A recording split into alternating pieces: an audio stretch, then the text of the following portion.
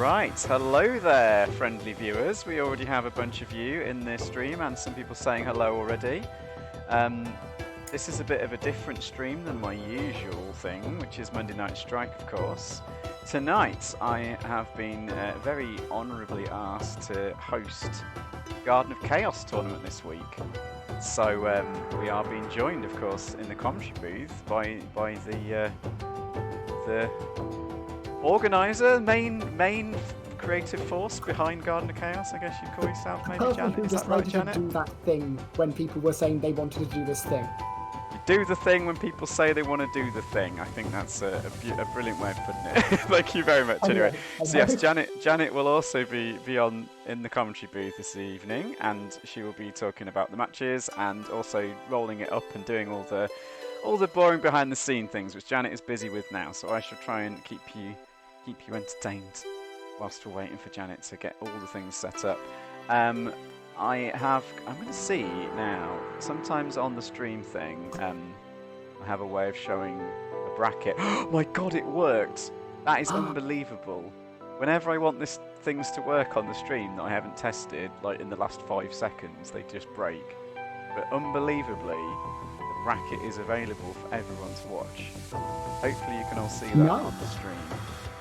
I believe that's working. It looks like it's working from my streaming software. Anyway, so yes, we can look at the bracket, and I've got a control key to do it and everything, but not that I'll remember what that is in the middle of a match, but never mind.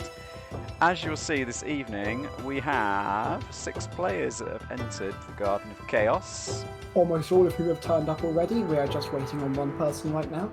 Okay, yeah, so we've got to hold on for a few more minutes to hopefully that person turns up.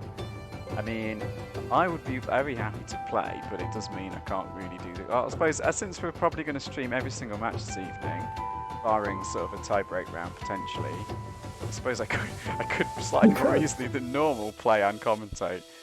Frosty Light says they can also... Right, we've got... It would really be better if someone else plays than me, of course. So Frosty Light has also volunteered to be... I forgot the term for it actually. There's a specific term for this in tournaments where Substitute? you have no, there's a clever word for it that I can't remember what it is. Not a ringer. Maybe it is a ringer. There's a very specific term in tournaments where you have a designated tournament organising type person who is there but also will actually become a player if necessary, and it's usually in tournaments that run Swiss, of course, like we other internet, I believe. I don't know the terminology, I'm just coming up with random words that could be I think it's ringer, honestly, I think that's the name for it. I mean, obviously that means other things as well, but anyway. So anyway, if we have a no-show, we've got a couple of volunteers, myself and Frosty Light, and I would definitely push Frosty Light forward. Yeah. One day, Mr. X is saying that he will enter the garden. Yeah, that would be cool. Says, a new challenger approaches. I'm waiting to actually finish up the bracket once everyone's turned up, or we know what's going on, or they're just too late.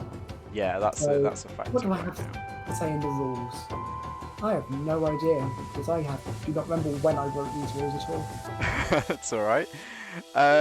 We've got plenty of time to think about things. Do you incidentally have the stream chat available to you? I do. You do, excellent. Right, I like to kind of speak out the stream chat anyway because it's kind of fun. But like, I just wanted to check that you wouldn't miss something said in the in the stream chat if I didn't read it out. That's great to know.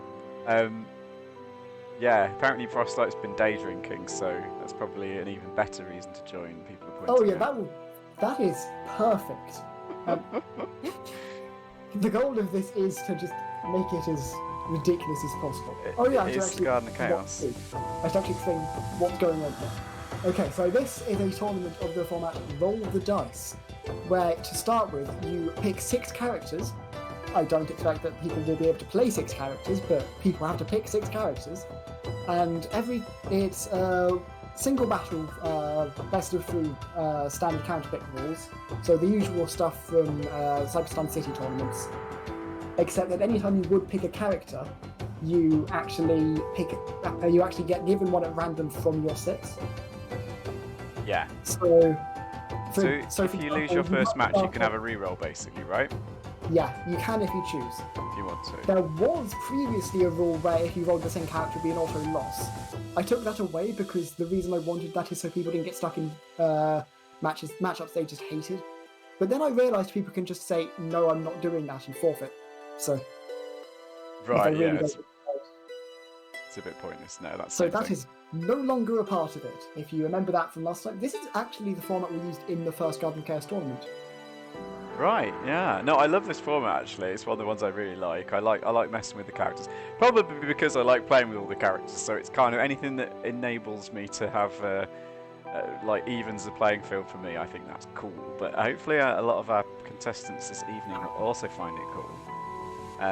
So yeah, no, I love it. It's great. It's a great, crazy chaos format that you can't basically. You can never basically choose who you want to play as, basically, can you? But you can. It's almost like it reminds me of when you've kind of got bands in a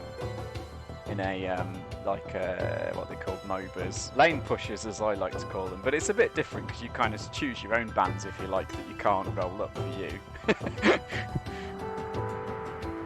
Okay, so actually, because I think they haven't turned up yet, but we could go ahead with other matches while we wait. Okay. Does it mean so whoever? So yeah, I think we wait. Is he still waiting for Die Pirate King? Is that right? Yes, that's who we're waiting for. So we've got Darkness, we've got Emmy Socks, we've got Mozzarella, we've got Agent APM, we've got Grubby Grimbo. I keep wanting to call him say Grubby Gimbo, not Grubby Grimbo. So I apologise, Grubby, if I ever get that wrong at any point in the future. Sure. But it's a great name, and we just had a great little match online. Actually, it was quite close.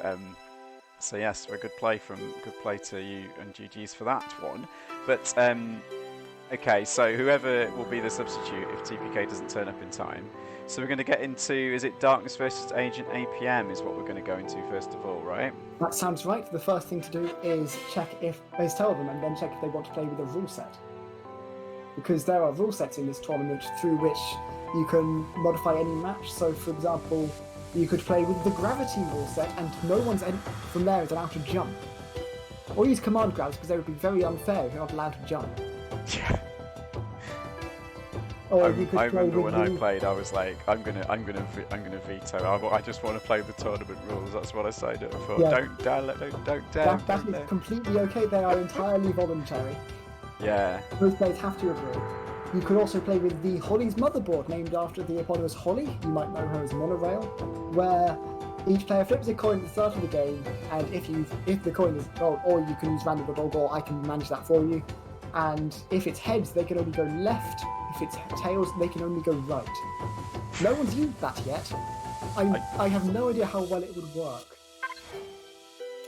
I couldn't cope with some of these, honestly, my brain would just fry. I'm just like, yes, I can cope with playing with any character, but like some of these rule sets just fry my brain.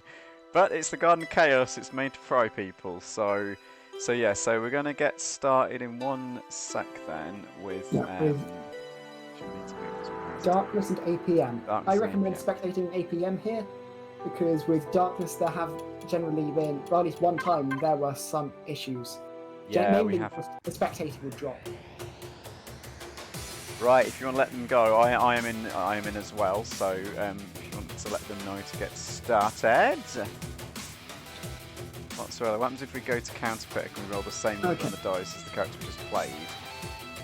It used to be that would be an automatic forfeit, but now you just play that character. You just play that character, so you got a 1 in 6 chance you'll get the same character again. Mozzarella, do not worry. We'll be here to talk you through anything. It's So the the sound. first roll Someone is who's 6. That is Darkness. Darkness is playing Argagog. APM gets 3, who is for APM, DeGray. okay. So Darkness on Argagog and Agent APM on the Grey. So Agent APM is known for his Argagog play, actually. Don't know if Darkness ever plays to Grey because he likes his reversal characters, but he's obviously these are in the 6 that they picked that they wanted, so you know, I think they're all going to show us some skills with these guys.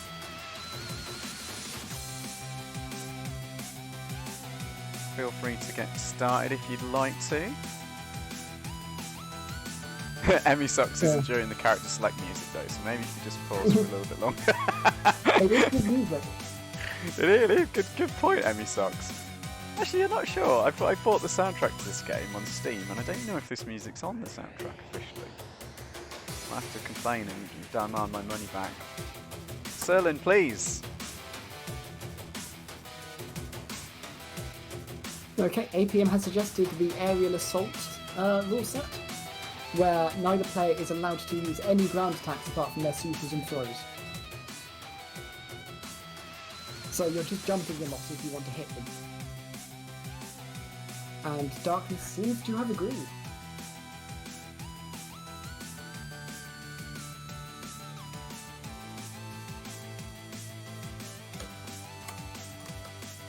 Right, I am just sorry, I was focusing on the sound levels just then for a moment, because apparently we're having a little bit of trouble hearing you on the stream over the game sounds. I can't easily turn the... Oh no, I'm in spectator mode now. So let me just drop out. I can lower the game sound. It's already down really low, but I will lower it a little bit more in the hopes that we can get a nice nice balance of sound. It's very tricky to do. Unfortunately, I can easily set it up for myself. Right. Okay. So we're getting into this one now. Hopefully. Yeah, this is Arg air moves versus Grey air moves, but with a very expert Arg versus, I don't think Darkness has played too much de Grey. Well, no, it's APM playing de Grey and Darkness playing Arg. Yeah, no, that's the fun fact. But maybe Agent APM knows how to beat Arg, being an experienced player himself. Yeah. We'll see.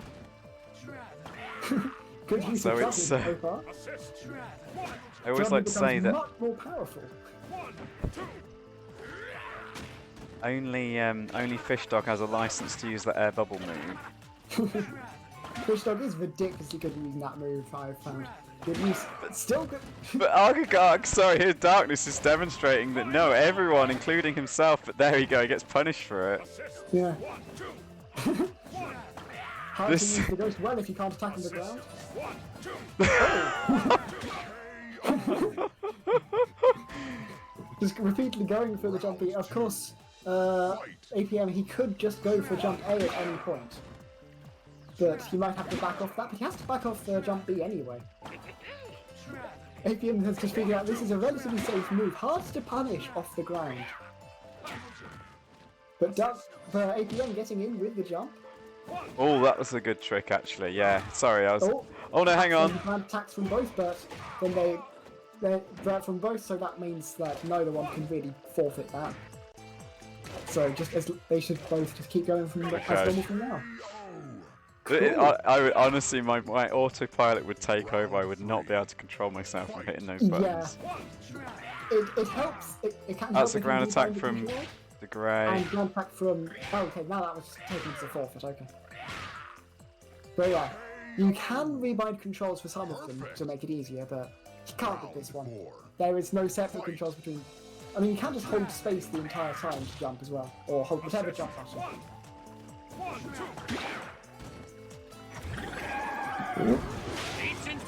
Oh, went for the throw, got Yomi counted. So a throw's a count? Oh no, not an attack. Throws are allowed. Throws are explicitly allowed. I specified in the rules just to remove any ambiguity, and because throws are very useful to be able to do something on the ground. So Agent APM, they got the low to the ground 1-2 kick, which is very important in this matchup without being able to use air moves, I would say. Yeah. Oh, good use. Oh, good counter hit as well. They did it ground. Oh, accidental ground attack. Yeah, Agent APM struggling with the lack of. Yeah, they're forfeiting. Yes, Darkness has realised there is a forfeit. Agent APM playing very honest there. Yeah, they are completely allowed to say, you know what, that was okay, I'm not going to count as a forfeit, but they won't be able to do that because you can win a round for free. So. It's been interesting seeing, watching Darkness trying to deal with the air supers of de Grey, which is very powerful in this one. Yeah, particularly when they're always going for attacks in the air. Interesting. Thank you for the host, Safety Man, and the follow from Mozzarella just earlier this evening. See, yeah, cool. He's been hitting buttons. Actually, the best thing to do is just let it hit you for one, I think. Yeah. Oh, going for a seeing if you could combo into that jump. Oh, but Oh. okay. So how do we resolve this one? There is nothing specified in the rules, so it's just up to them. Darkness seems to have allowed it. Is it darkness? I mean, I don't know. The last hit was dealt with the ground blow. Yeah, but Darkness has just said reroll, so. Reroll. Okay. He hasn't complained at all. Okay, so Okay. the next roll for Darkness is 2, who is Grave. So yes, darkness has to now move to grave. No choice in the matter, if I'm right. That is correct. But also, Darkness knows a lot more about Grave, and I would say Grave is much more powerful in the air. Yeah, he's Now got it wind. closed already. I mean, he's got a bunch of stuff in the air. So how's the sound for everyone now, by the way? Because I've adjusted things a little bit as best as I can to let us hear Round 1. Janet's voice, which we definitely want to hear. Yeah, Starting that with whirlwind. Irish the 1-2. Yeah, Grave And has he's- all of his most powerful mix-up here. Oh my goodness, yes. Grave with the full-on mix-up. He doesn't do quite as much damage if he lands the A, of course. But also he can't, APM can't trivially punish it. So what he has to do is not get into that situation at all. Yeah, As he some was demonstrating here, he hasn't been in that Absolutely. situation yet, and it's working out very well for him. Oh, Perfect. we'll see. He has been just going with not doing anything so far. We'll see what he does here. Yeah, he's going with that. Of course, Darkness can just go for death. That is exactly what he can do to say, yes, that's fine, go ahead.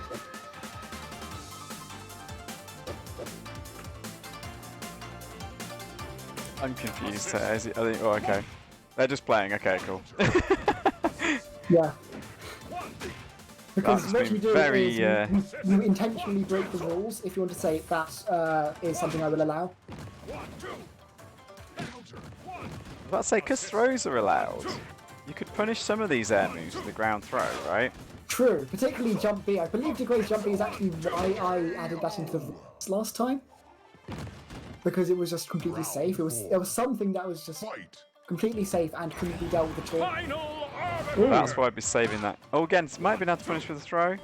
Final Arbiter is very unsafe here because Grave has the air parry. Yeah, that's exactly what I was expecting, actually, but he was obviously pressing something already. And landed first, anyway. It was just too far. That was it, Oh, good yes. throw. Oh, that was underneath the air too parry. high for the parry. Round 5. Does give you a bit of hang time, doesn't it, when you use that air parry? APM showing very good effective use of Degray's air moves, which are quite silly hitbox-wise. But now Darkness has got in and started using the mix-up, and there's very little you can do about it. Yes, that was a devastating display by Darkness. I'd say we are actually probably watching the two, what I would expect to be the two most powerful characters in this rule set. Now, is a Oh, ground good parry super there. allowed? Yes. Another thing I specified in the rules, I think that was originally bad though. Hang Oh, on. accidental foul. Kept Well, they going. both started pressing ground buttons after that super, so I wonder... You lose. Because Graves' ground super would have been very critical to use if you were allowed to use it, to be fair. Oh, Darkness didn't think the ground super was allowed. I didn't think so either, to be fair, but we are Bamboozle level 100, as Frostylite points out in the chat. I'll let you yourself and the players decide where we're going to go with this one. Yeah, okay, so that was 2-0 on APM's side. Okay, Darkness is happy to take it, yeah? There has been no complaint there. No complaint has been raised, in which case, yes, we're all right. Good. The rules are specifically just to try to handle any situations where the players are annoyed with it. Right, okay. As long as they're happy. This is not meant to be a competitive scenario. Not really. Some people might have took it too seriously in the past. Maybe someone called Remy 77077 who There is no such thing as too seriously. You're definitely was a bit play of a it however tryhard. you want. Hey?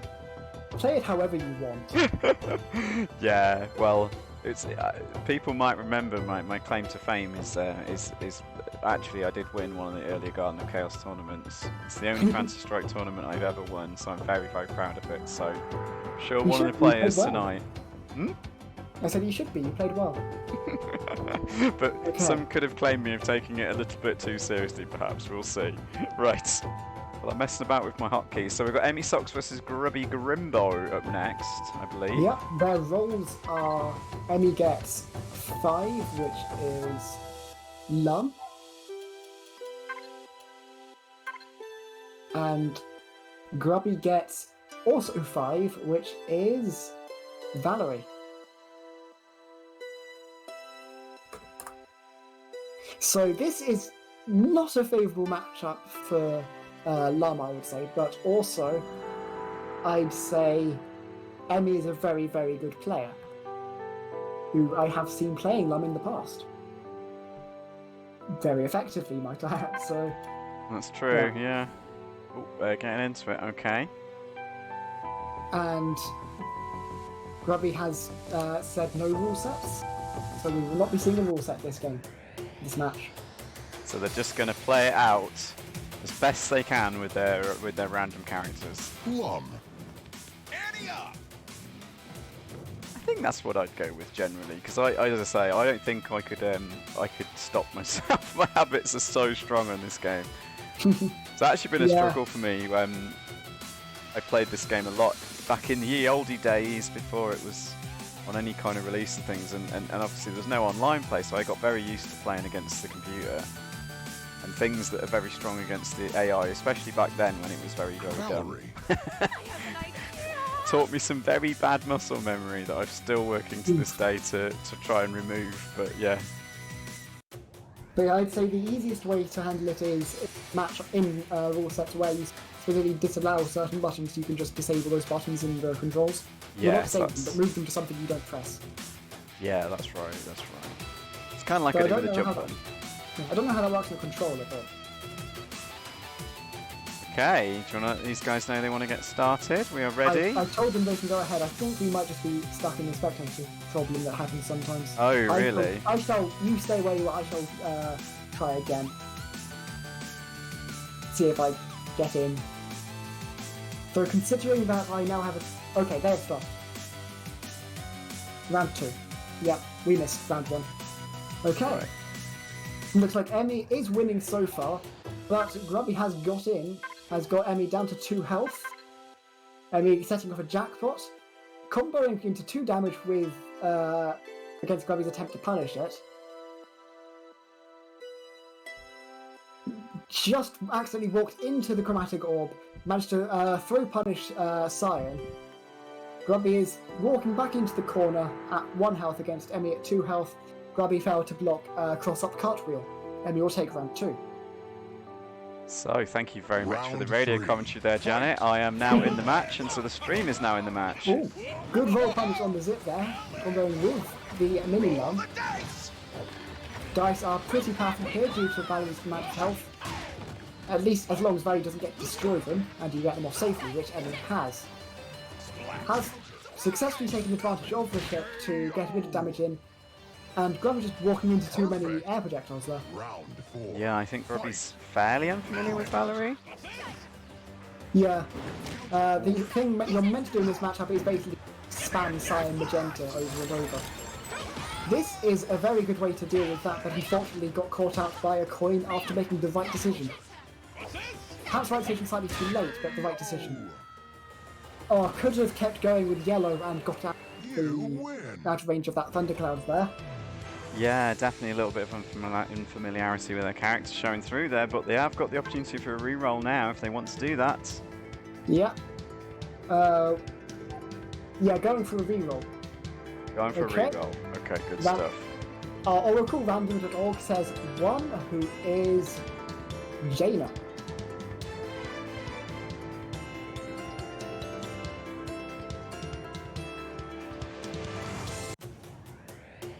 So now we'll be seeing Jaina, who is one of Emmy's mains, actually, versus Lum.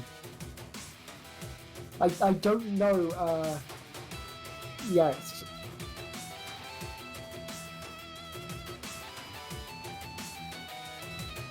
But Emmy has to stick on Lum, right? Yep. Wanna fight? It's standard counterpick rules, it's just you don't get to choose who you're counterpicking to. Yes, I gotcha, I gotcha.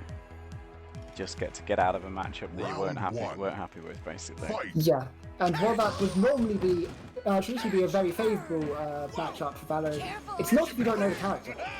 Any favourable matchup is still bad if you don't know how to do it. That's absolutely true, but Emmy Suck's looking like they do know what they're doing with Lum right here. But a great Dragonheart does trade for 2 for 1, but it does get a bit of pressure off. Yeah, and get to make some space, backing off enough that, and good Dragonheart to escape the chip setup. Yeah, that was literally the only option. Punished because the roll slipped through. Yeah, Emmy Sucks had the answer to the, like, everything there, basically, really. Yeah, but Grubby was playing successfully to the outs in that situation, which is very difficult to do against Lum a lot of the time, because there's so much you need to recognise. Rain of fire! Nice rain of fire, like that. What I would believe is slightly too far away from Lum, letting just set up everything they can. I see, right, yeah. This is one of the things with Jaina. She's You need not to know as... exactly how far you need to be, yeah. Yeah, a lot of matches she actually needs to play slightly aggressively, doesn't she? Fight. Yeah, because you need that forward pressure. You can't be pushed into the corner, and you can't give them the space to do what they want to do. Fire!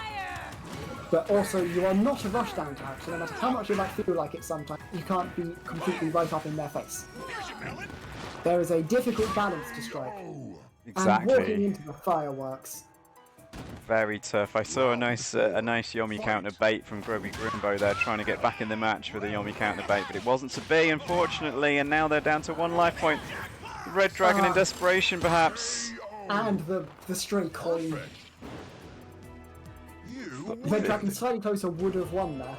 It would, But Eddie yeah. recognised that it was far enough away and went for the jackpot. Very well played to Emmy Socks. Grubby, don't worry, this tournament no one gets knocked out. It is Swiss format, so everyone is still in. Get to play a lot of matches. That's one of the fun things about Swiss, actually, is that everyone gets to play a ton. Yeah, you as long as there's an even number of players, everyone plays a match every round.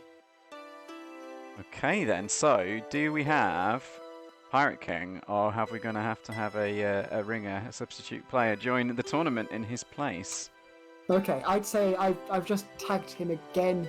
I'd say we wait until 35 minutes past the hour. Okay, so he's got 2 minutes, so we're going to take a 2-minute sabbatical. Yeah, I shall take this opportunity to say the other events that are going on in the Fantasy Strike community. You're able to show a webpage, right? I am showing a webpage. Yes, I have the ability to show a You webpage. can switch to the one I've just sent you that shows all but one of the events because I haven't updated it Just hang on, today yet. mess things up. I'll be back with you in Oh, a minute. okay.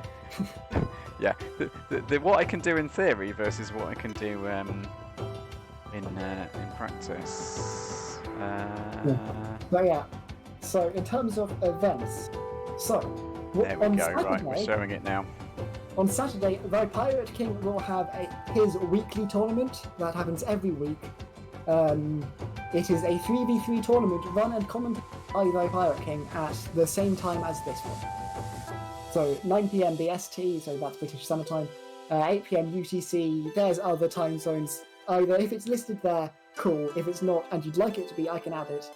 But yeah.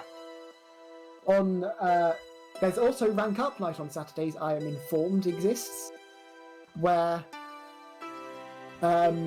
it's just in the evening US time, very early morning UK time, I think like 3 AM.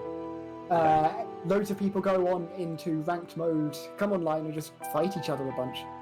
Sometimes Leontes will stream his experience on Rank Up Night, but those haven't happened for a while. I believe they're on hiatus until some big update, I'm not sure. Okay. Yeah, it is very late, unfortunately, for anyone in Europe, but I think I managed to get into one of those once when I was very drunk and I just got in. Yeah, I've been in them twice, I was too tired, I lost. Not at a Frenchly Europe-friendly time, unfortunately. On Mondays, there's Monday Night Strike. Do you want to take this one? I mean, that was my little setup for you there. Of course, talking about Europe-friendly time zones. Oh. Yes, I run Monday Night Strike every Monday night at so it's as it says on the screen for you on the Garden of Chaos website. Is run by me, and we do that at 8 p.m. UK time, which right now is technically 1900 UTC, as it says here, and yes, you can find out the times for it. But yes, it's a fun little just casual commentary stream, a little bit like the rank up night, but not necessarily a focus on rank mode. You can play whatever mode you like, and if you're on my friends list, I will try and commentate your matches and do a little stream. It's just a little fun thing for the community, really, and. Yeah, if you're not on my friends list and you'd like to be, just add me as a friend and play on Monday nights, and I'll probably watch you and probably commentate your matches. It is well worth participating, I must say. I have the commentary's good, and also there are so many people online thanks to it. It is the most active time of the week. It's beautiful. Oh, wow. Yeah, I wasn't sure when I started it was going to really work, but it seems to have been reasonably successful, so I continued it. Yeah. And then remembered I ought to promote it a little bit, so thank you very much for helping out with that as well. Yeah, also, you pick your favourite matches, don't you? To YouTube? Yeah, yeah, good point. I've got a YouTube channel as well, which I don't yet have a URL for, unfortunately. But if you search Agoners, which is my kind of gaming name on YouTube, you can find my channel, and I do highlight matches from the stream. Obviously, you can still watch the whole stream later on Twitch if you want to, but I pick out the best bits and cut out those matches and put them on YouTube. And I try and always put the names of the players and the characters they pick, if it's a casual match or whether it's a ranked match. I try and put the ranking of those players. So if you want to search for like diamond ranked matches, you can do that. Or if you want to search for like matches of Lum versus Grave, you can do that. If you just want to search for your own name and find matches with yourself in, that's another fun thing you can do. Or spy on your opponents and find out their play style on YouTube. There you go. Yeah, it is a good idea to do that, actually. Thank you, Jan. I watch my own matches to try to improve, but... That's another fantastic idea as well. I don't do enough of that. I watch the matches and then go, how did they do that? And then I forget about it the next time.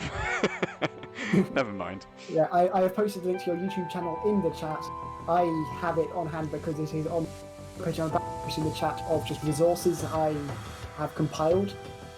But it is a lot more of a mess than the Reddit one. I recommend using the one on the Strike subreddit if you need anything that's on there, because that's much better organised. Yeah, we've got a new Fan-Strike subreddit, but Reddit has been there for a little while for people who enjoy Reddit. But yes, it's under new moderation. It is under new management, so yeah, go and recommend you check that Eric out. Red, who is a wonderful part of the community, who is the one who supplied the FTL to be participating in this tournament. Oh, very nice, very nice. Just a quick rundown. So Wednesdays you mentioned it actually, Cyber Stun City, easy for me to say, run by Toronto Top Tiers. That's another one that's on Wednesday night, although it's just into Wednesday night UK time, isn't it? Because it starts at about about midnight actually right now, BST, in the UK. So that'll be 1 AM Thursday morning, sort of technically in the most of Europe. So again, not an easy one to join if you're a European player, but still not impossible if you're a bit of a late night owl. I could actually join that next week. I've just realised I'm on holiday all next week, and so I could actually stay up late and play that potentially. Heck yeah! I might try it. They are very good, though there are so many Argagargs, and also, as I've discovered playing Lum, so many Valeries. There's so many people who know how to play Valerie. Yeah, that's true. Yes, I mean, it won't be as great. I mean, I do particularly focus on European. I'm very, very picky about my ping times, I must admit. So the idea of playing a lot of bad ping matches is not always my favourite thing. But I might give it a shot anyway. We'll see. But I love the matches they run, and it's a fantastically run tournament. And there's a few new players, and also I think a lot of them are. It's East Coast that's it's East Coast that's the close one. There's a few East Coast players too. Yeah, if it's East Coast, I'm usually pretty fun, and then if it gets West Coast, it generally gets very bad, unfortunately for me. Maybe my own internet's not up to scratch. I don't know. And of course, every Thursday right now, we've got every week on Thursday there is this, where every week it's a different tournament style, picked at random at the end of every tournament, because yes. Oh, also, there are the one-time tournaments. So after the big update, we can't say the name of the tournament yet, because that is forbidden knowledge. It is based on forbidden knowledge. I see. At the same time as this one, don't know what day yet, don't know when the big update's going to there will be a tournament based around the update, where it'll be a team-style tournament between the original cast of characters and the new characters. Yeah, we are allowed to tell you that new characters are on their way to Fantasy Strike at some point. So, Yep. yeah. New characters, plural. Yep, we're allowed to say it's plural. That's the information we're allowed to tell you. It's going to be cool. It is hugely exciting. It really is. It really is. Can't wait. And we've also got Anime Evo. I always want to say Anime Evo, but it's not technically that, is it? It's Anime Evo right now, which has nothing to do with Evo, incidentally. It's just a branding thing. So anyone who's heard all the bad news about Evo, do not worry. This tournament is totally unaffected and unaffiliated with any of that. So yeah, that's on 22nd of August. That is a Saturday. We don't know the exact time for it yet, but I've certainly blocked that day out in my calendar to try and enter that one, because I have entered it, so hopefully it'll be at a reasonable time for me to play.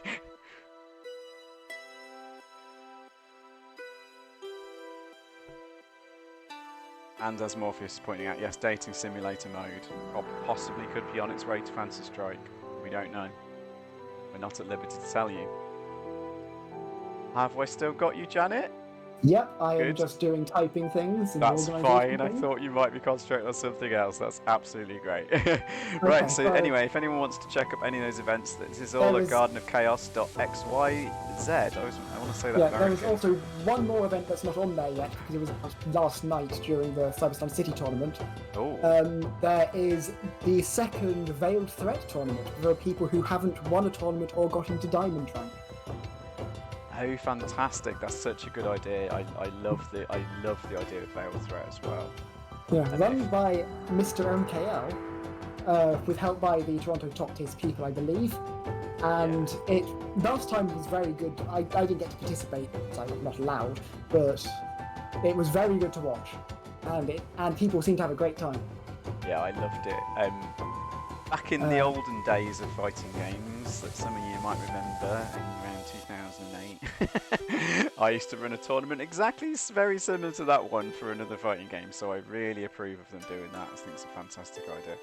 Oh, thank you, Safety Man, for posting the link. I was just trying to find it there. Right, but I actually had just copied and pasted from the Toronto Top Tier's Discord. You're just the most helpful person.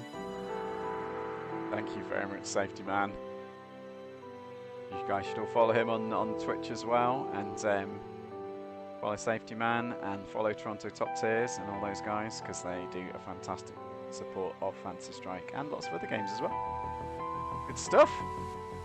So, what are we gonna get back to Garden of Chaos? So Vampire King hasn't turned up, so Frostlight is standing in.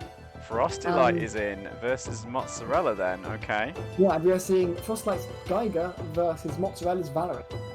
Now, Mozzarella has joined to learn more characters, I believe. Frostlight hasn't suggested any rule sets, but he is happy to play any Mozzarella suggests. But yeah. Okay, no rule sets. Just pure Geiger versus Valerie. Frostlight is a decent Geiger, I believe, and playing against his main. Interesting, okay.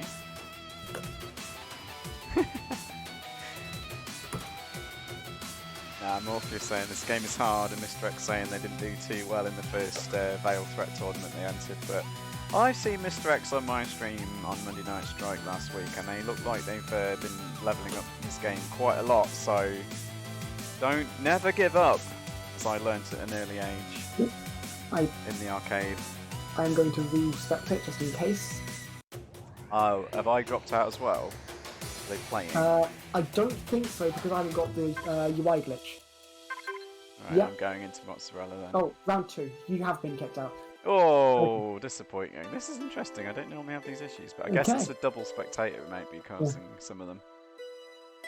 Maybe. We should probably actually make sure we're not spectating the same person. I'm spectating Mozzarella. Oh, okay.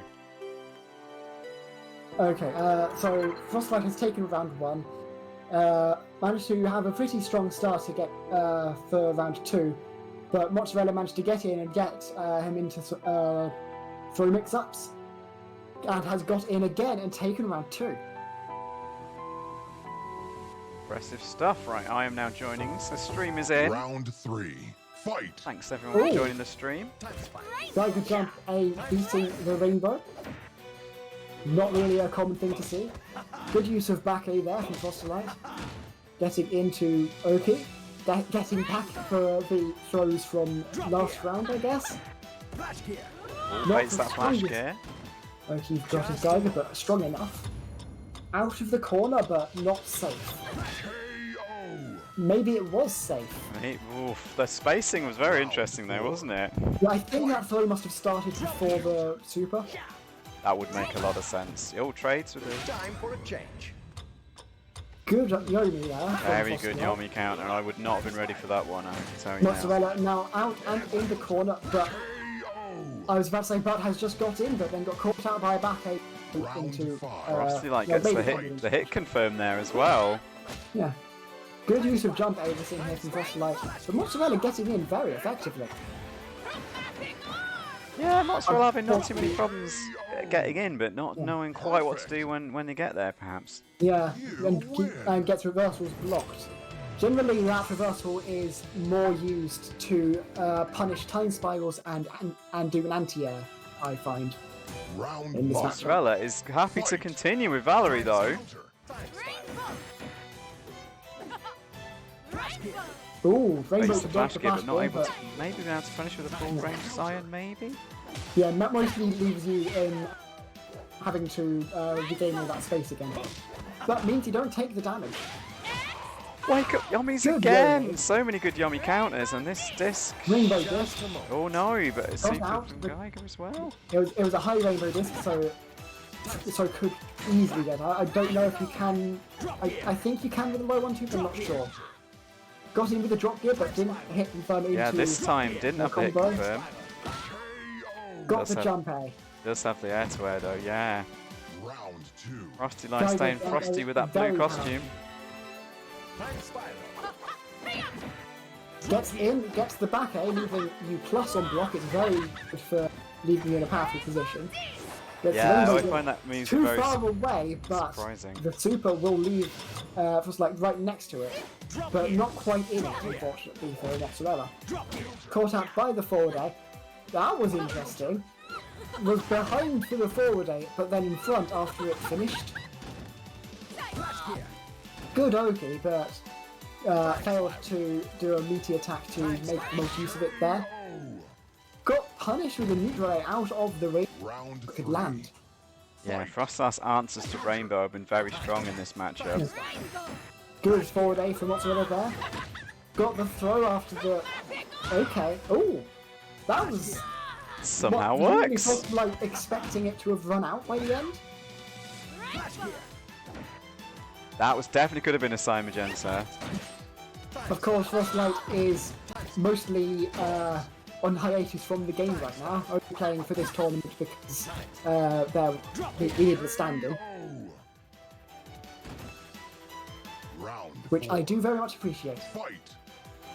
But still playing very strong despite the lack of practice.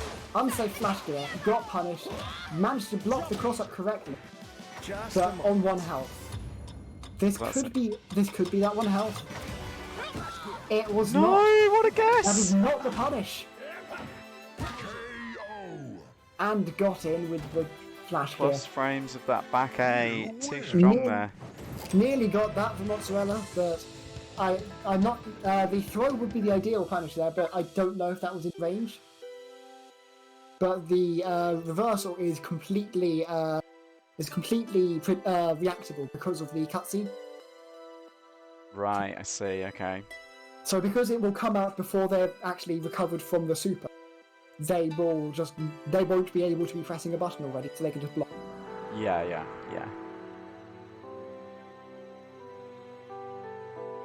No, very good stuff. So very impressive play from Frosty like that, who did get one of his mains, I guess, but also, as you say, hasn't been playing the game that much recently, and was also potentially playing slightly drunk. So nicely done, Frosty Light. But, Mozzarella though bravely place was too. fighting bravely with Valerie, which clearly wasn't someone there that used to, but they were happy to give it a go and see what they can do. Yeah, we are in round 2 now. Justin, Emmy has said that they can't stay too long, so I shall try not to have huge delays like that round. And just Should to be a make bit sure quicker that we now. don't Grubby versus overrun for Mozzarella, them. yeah? I think we should watch Emmy versus Darkness first, just to make sure for them, Okay. because they can't stay too long. I So Will you just in watch, case they have to leave at some point. let me watch Emmy just in case you can't watch Yes. Darkness successfully, if that's okay. That's a good point, because if either of us is going to have spectating issues, it should be me. Sorry about that. I can That's do fine. the alternative thing where I share my screen in Discord, potentially, if we have to move to that option. I get very confused when I'm switching all my windows around, I must admit. Okay, so Emmy versus Darkness. Emmy gets 5, who is Lum again. Emmy's staying the whole tournament on Lum so far then.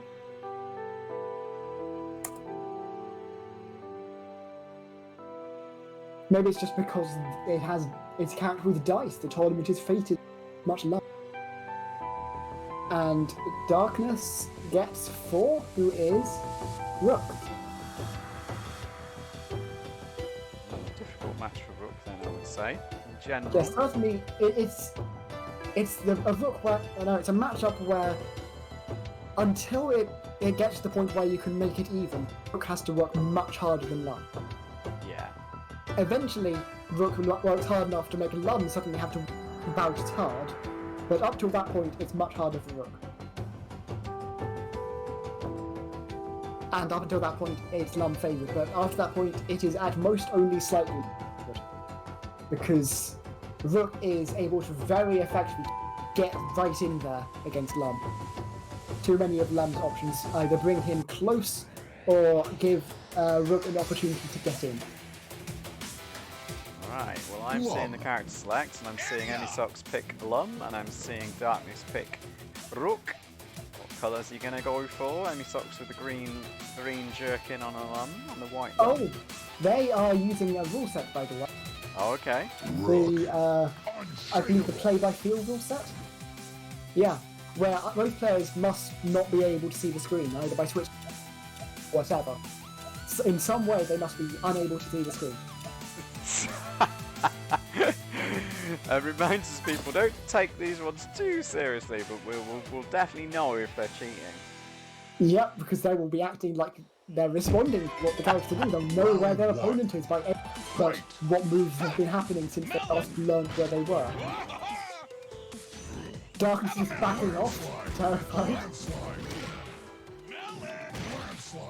Good use of landslide to just get through things there. Darkness is blocking quite well, considering that I mean, this you've is got the definitely a audio cue. trick. With this tournament set, I have to say, if you get a bad matchup, it's definitely probably in your advantage to go for some crazy. Yeah, they can't punish you easily. They don't know what you're doing. But But, the I mean, melon proving the- quite effective the in this round. I mean, that's definitely a good move in general for Lum against Rook. The melon's quite powerful, I find. But also, Rook does have lots of armor. So, we'll see how this goes. And of course, you can't. Rook's disadvantage is often his moves are slow, but you don't know which side he's on half the time. If you will notice, both of them are standing still a lot and doing moves that only involve pressing action. That's true. They only know what side they're on right at the start, and they might actually cross up at any point, particularly having dash moves like landslide and roll. Darkness not blocking because he doesn't know which direction to block. Of course, there are some audio cues that will tell them which side if you've got a good audio setup. That's Oh, true. and of course, you don't know what item Lum has necessarily, very easily. Are they listening to the commentary as well? So I suddenly thought I better not say too much about what's happening on the screen. The landslide, I believe Darkness will probably to change character here, just because it's difficult enough when you can see what they're doing. Love has too many options to have to just jump up and then do a thing, or stand still and do a thing. That was an incredible little combo there. I don't know if anyone managed to clip that, but there was Love managed to catch like the backside of Rook there with a net. I think it was a neutral A as he'd done a landslide through to the other side. That was really interesting. Anyway, so what's the deciding factor here? Is Darkness going to stick or go for a roll with those dice? No reroll. No reroll. Okay.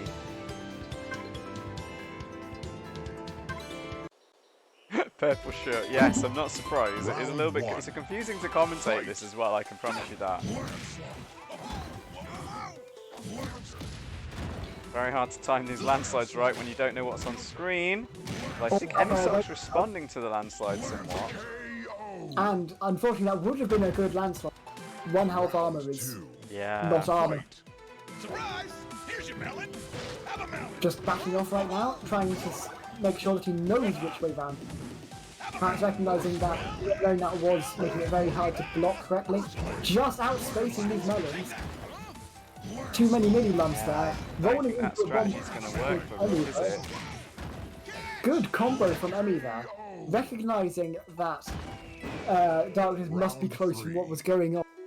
And just going for the roll because that's what you should do if you know they can't stop you. Very effectively handling this armor here. But the windmill crusher though will work very well. Now they have crossed up and they might. Oh, Darkness does seem to have figured it out. Oh, Darkness gets around. Recognizing the spacing, figures it out, gets in, wins. Fantastic Knowledge stuff. is very much power in this matchup. The knowledge you can get is going to help you greatly. Not in this matchup, in this rule set. Going for C grab just in case Emmy was close enough. Yeah, I think Darkness is walking back a little bit too much though. Standing just perfectly still there for a bit. Maybe expecting a throw? We haven't seen any normal throws, have we? Probably because they're that requires knowing that they're right next to you. Yeah, that was very difficult I think for Rook. I would certainly rather have a projectile character in general with that rule set. Because just projectile chucking... character or a character where your moves bring Yeah. so and not forward as in the direction you're pushing, forward as in towards your opponent. That's true, yeah. Anything you can just block and do Yeah. moves is definitely an advantage. Okay. Okay, next we will be seeing Grubby versus Mozzarella. Okay. I'm I in the shall wrong watch. channel. Who would you like to watch? I don't mind either way. I'll watch Grubby. Okay, going into Mozzarella. I played both these guys and had. I think my ping time was reasonably high, but it was also quite stable. So it's pretty good Nice. actually. The game Stable against ping's always good. against Grubby, it was not I don't perfect, see but Grubby online. I do. How am I not friends with them? Oh, I'll watch Grubby in that case. That solves that Okay, problem. I should just add Grubby. I'm so used to being friends with everyone in the newer people I won't be. Oh well, I have to say I'm not anymore because like almost every time I start playing and streaming Phantasy Strike, there's new players every single time. So I Okay, think Grubby gets number 4. But very biased towards higher numbers is random. I think Not biased, but tending towards. Yeah, so Grubby gets Setsuki. And Mozzarella gets number 4 again. Which is Setsuki. Can't catch me. Setsuki. so. We've got a Setsuki mirror. Yeah, this should be fun. This should take. Well, we wanted to speed things up a little bit to ensure that Emisoc's can play the entire tournament. This one should be fast, ladies and gentlemen. Okay, no rule sets. No so they rule can start sets. whenever. Going in. Okay. Well, I don't know if I'm going to have that spectating issue, but I'm. Yes. Oh, No. We're going there. in for me as well. Cool. Excellent. But yeah, this is always an exciting matchup. Round 1. Fight. Wow, an interesting start. Both going for a kind of throw there, actually, by the looks of it. Yeah. Oh, and kunai trade. Only one of them happened to be at the right height to actually win. Got lots of anti-airs there, but a 3 damage combo, not landing the fourth hit. Trades the super. Anyway, sometimes that does that. I don't fully understand what's happening there, but Round sometimes 2. Grubby will take round 1. This is very confusing to me that Mozzarella is not playing in the yellow cheese-coloured Satsuki, I have to admit. Yeah. Does Setsuki have a way out of the ninja? Because I know lots of characters do. An easy way out of it. Yeah, rather than that doesn't require you guessing that. Can you press it yourself? I don't know actually, but Satsuki's my least played character in the game, so I know the least about her. Counter. Yeah, she and Argogard, I believe, are my two least played characters as well. Because, I mean, Argogard's fun, but Satsuki, I just don't... My hands don't understand her. Yeah, I can sort of play Good okay with roll. her, but it's sort of matchup knowledge I do not have any. Yeah, It's two pretty with much the Starlight case with most Counselors, characters. Getting punished on the second one, ready for chip out. Esper dashes away. Esper dashes to escape all the time.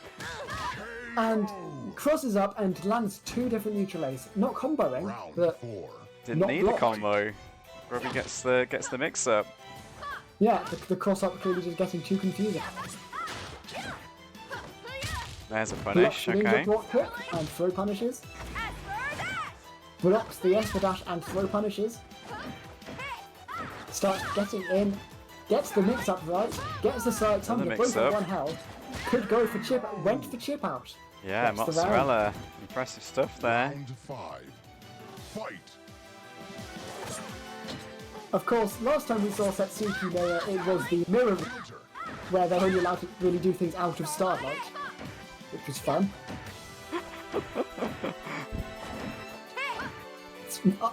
I swear I still hear Starlight in my head. I bet you do. Oh, did good they get the combo. full combo there? I don't think they did, but it didn't matter. Mozzarella gets the round Round again, 6. so Mozzarella's starting to come back in this one. Grubby Gimbo. Actually, point goes for the air parry for a hard read. Doesn't work out. It only takes 1 damage for punch. Both of them caping away from each other there. One Oh, caping towards, Just one darting caping away. under the air attack there. Often a pop option against Setsuki, particularly if you are Setsuki, who is quite short. Just because you will just not be hit. If you back off, you will be hit. You will walk. If you walk forward, you won't be hit. Yeah, Grubby gets another round back though. It's going down to round 7. So we said this would be a quick Game match, point. but it's at least going every single round. Counter. Yeah. Oh, but Mozzarella Mozzarella though gets an advantageous situation, but the opponent Not Grubby with does. pressure, but not able to maintain it. But gets the anti-air and gets the Esper dash. Grubby just not blocking it. Yeah, Maybe Grubby pressing just the not button? ready for that. Yeah. Maybe trying to jump. Will we be seeing change character swap here?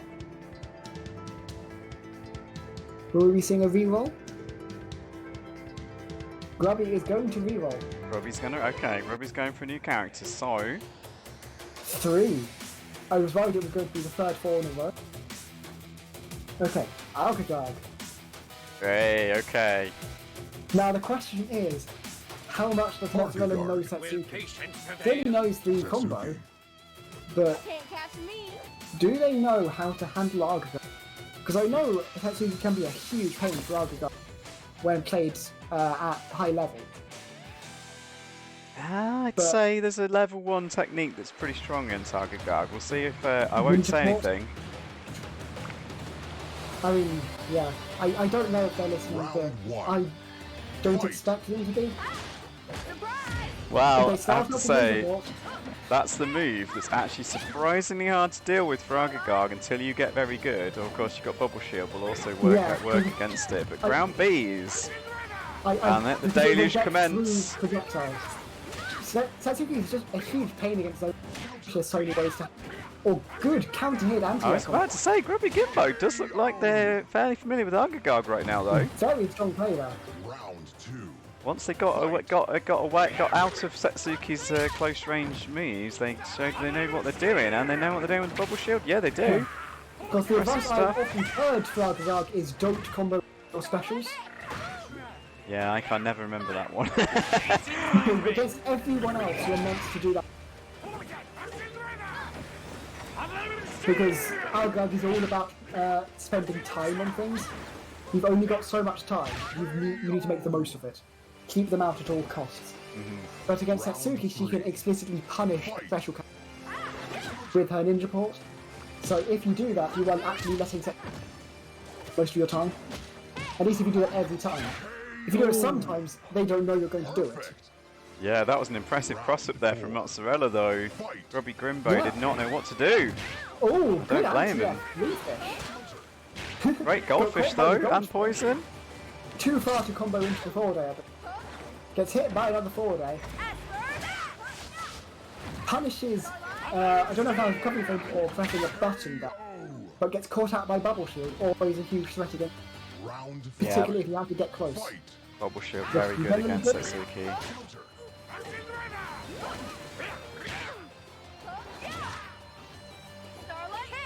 Good use of the spacing there, just barely hit with the kick there.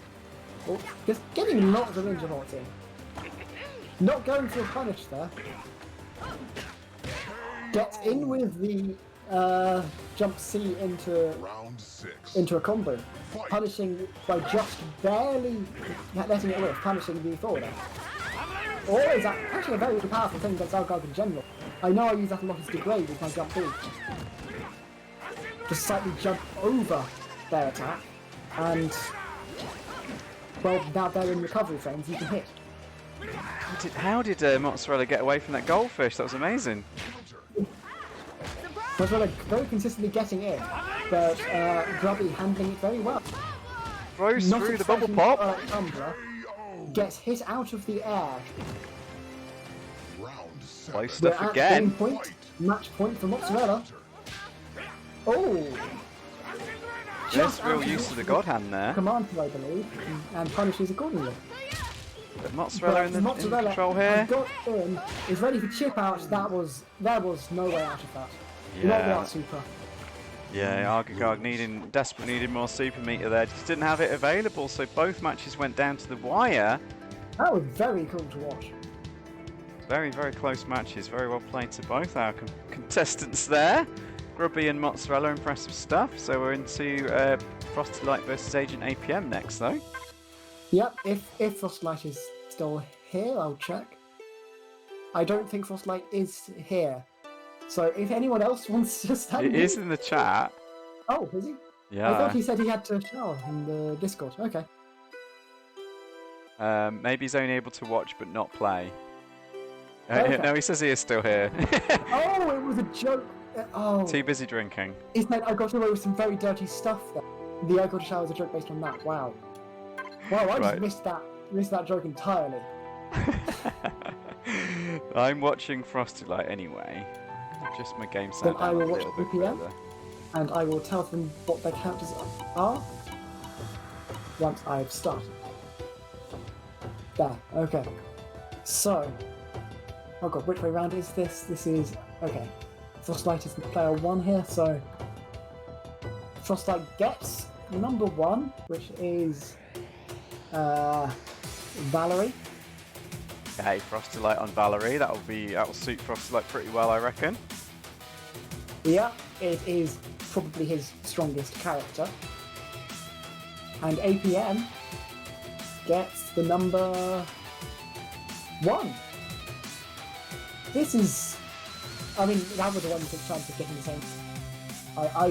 I am calling nonsense for the random rolls, but I should not be, because random numbers don't look random. APM gets Geiger. Okay, Agent APM on Geiger. Not Agent APM, don't know. I have seen him play Geiger a little bit. Yeah, I think he plays Geiger. It's And definitely if a, you're this is suggesting the rule set lightweight hitter, where players aren't allowed to use any multi-damage combos. So if only the- single hit attacks, single You're allowed damage to do attacks. combos if it does multiple damage. If it does 1 damage, like if your Yomi but only if it does 1 damage. Oh, and Yomi counters are allowed altogether. And throws are allowed altogether, just in case you're playing a Right. Oh, I would not. I couldn't cope with that one either. It's very, very. There's a handful of those special rule sets that I could handle, but like I was just like, no, my brain cannot. Maybe I'd have to drink more. A very difficult rule set for Valerie. It's been suggested. Has it been accepted though? Because both players have to agree. No if I'm records? right. No, absolutely not.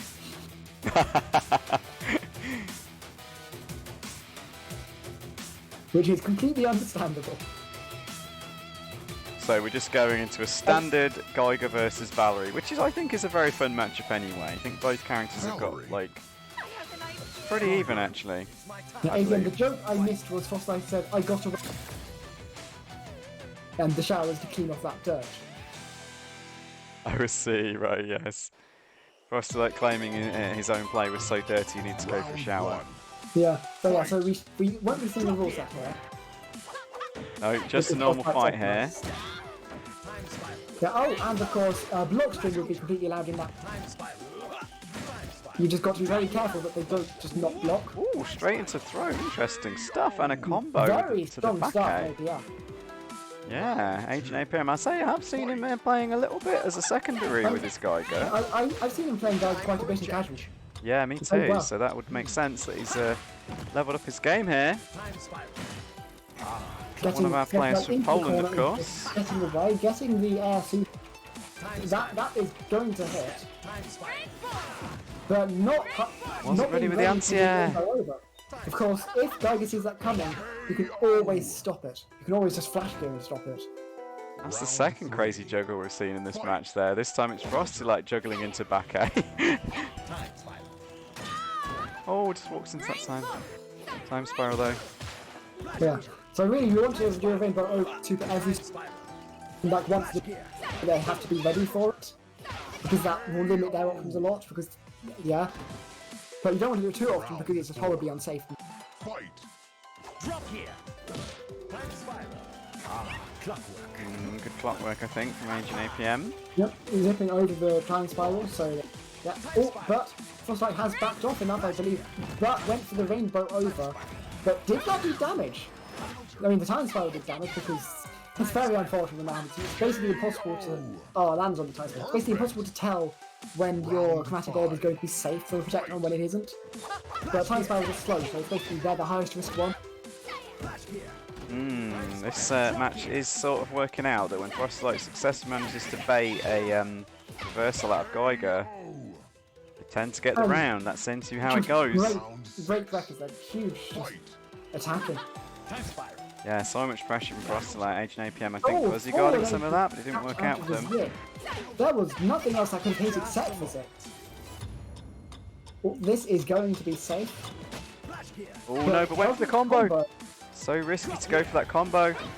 Safe.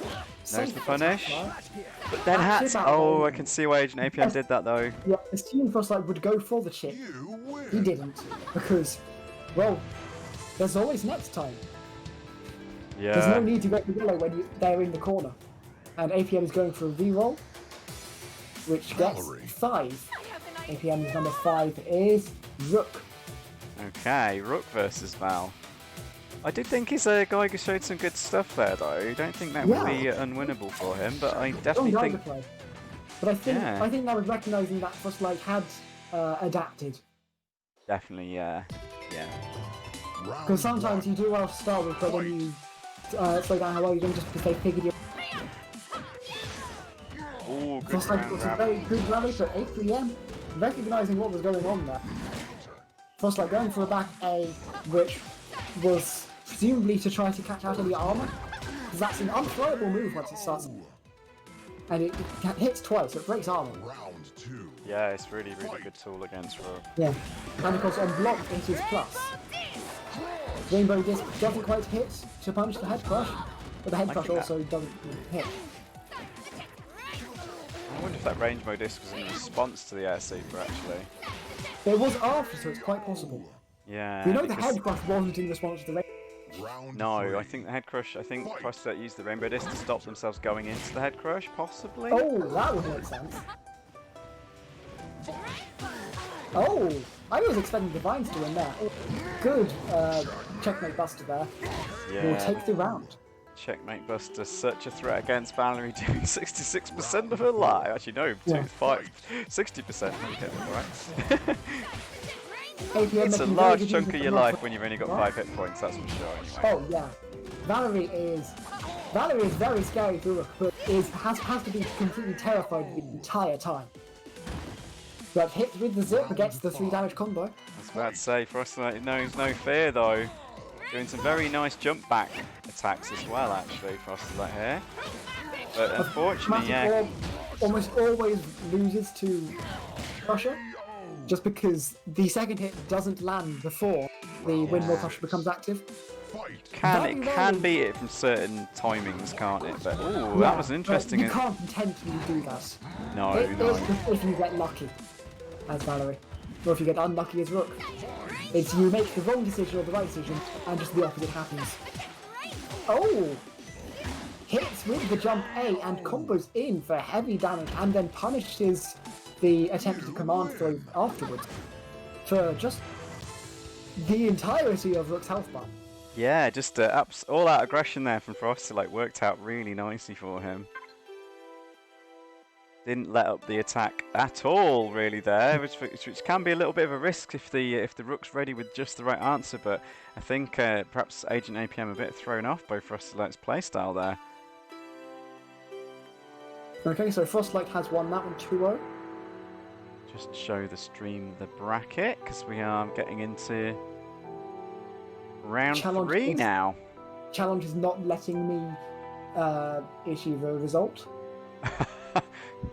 I think Challenge might be down. You think? Oh, okay.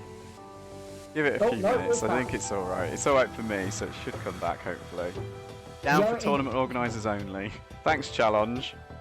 You had one job. And then you went down for 5 seconds. How dare you? Or possibly my internet wasn't quite good enough to handle a call and a web page. One of the two. Okay, Right. so because we need to maximise Emmy's appearances, just to make sure. Well, not maximise, early. Make them as early as possible. So we're going straight into Emmy versus Frosty Light. Yeah. So could this be a final of this tournament in some ways? I'm watching Frosty Light, by the way. Actually, I should watch Emmy. Sorry. Just because Emmy's a lot nearer to me. And you.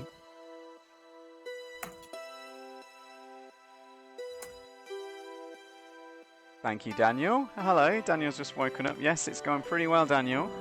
Okay, This so might be the finals, but we're not sure Oh, because it is Swiss. this You isn't don't, the finals. technically speaking, get a final, do you? But we do know. I know that Frostlight's No, won every match, and, yeah, and Emmy this Soft's is- won every match.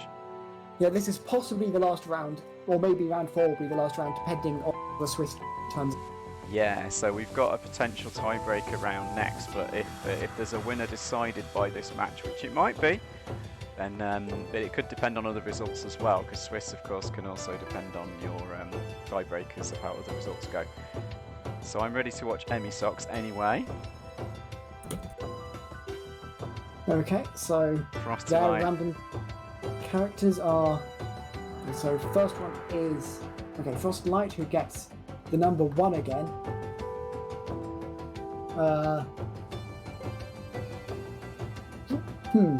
Yeah.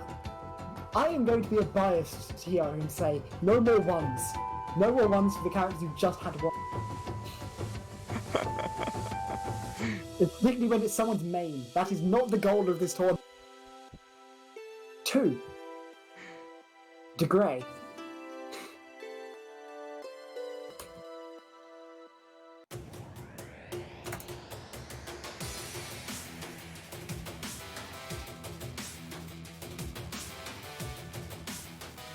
Right, so this is our potential final, as I say, stream chat. So there's been a lot of people joining this one. So thank you very much for all joining us on the stream here tonight.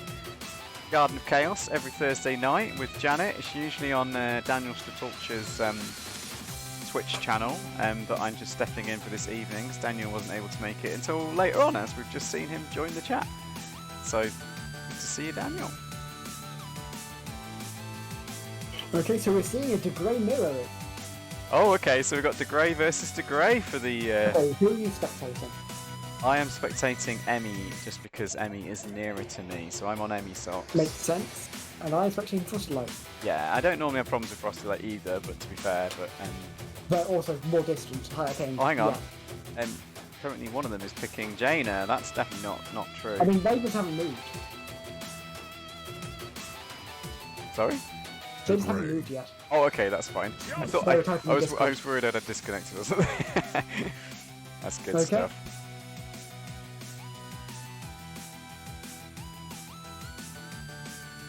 Emmy has suggested One Punch Lawyer, which is the second De Grey mirror we haven't seen yet, I believe, where only counter step, as in empty counter step into Truth Punch, throw, and your jump super are allowed to be used. So you don't only use Truth Punch, counterpoint step into nothing, throws. So counter step into throw as well. and your air super. Yep. So you've got 4 moves to Grey, essentially. Okay. I couldn't do that Basically, either. I press a button. All the massive punch moves.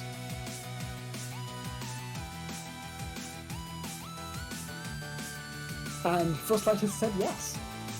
Okay, so we're going for crazy De Grey, big punches only world. De Grey. Yeah, so yeah, hey Daniel, the tournament is going well. And, yeah.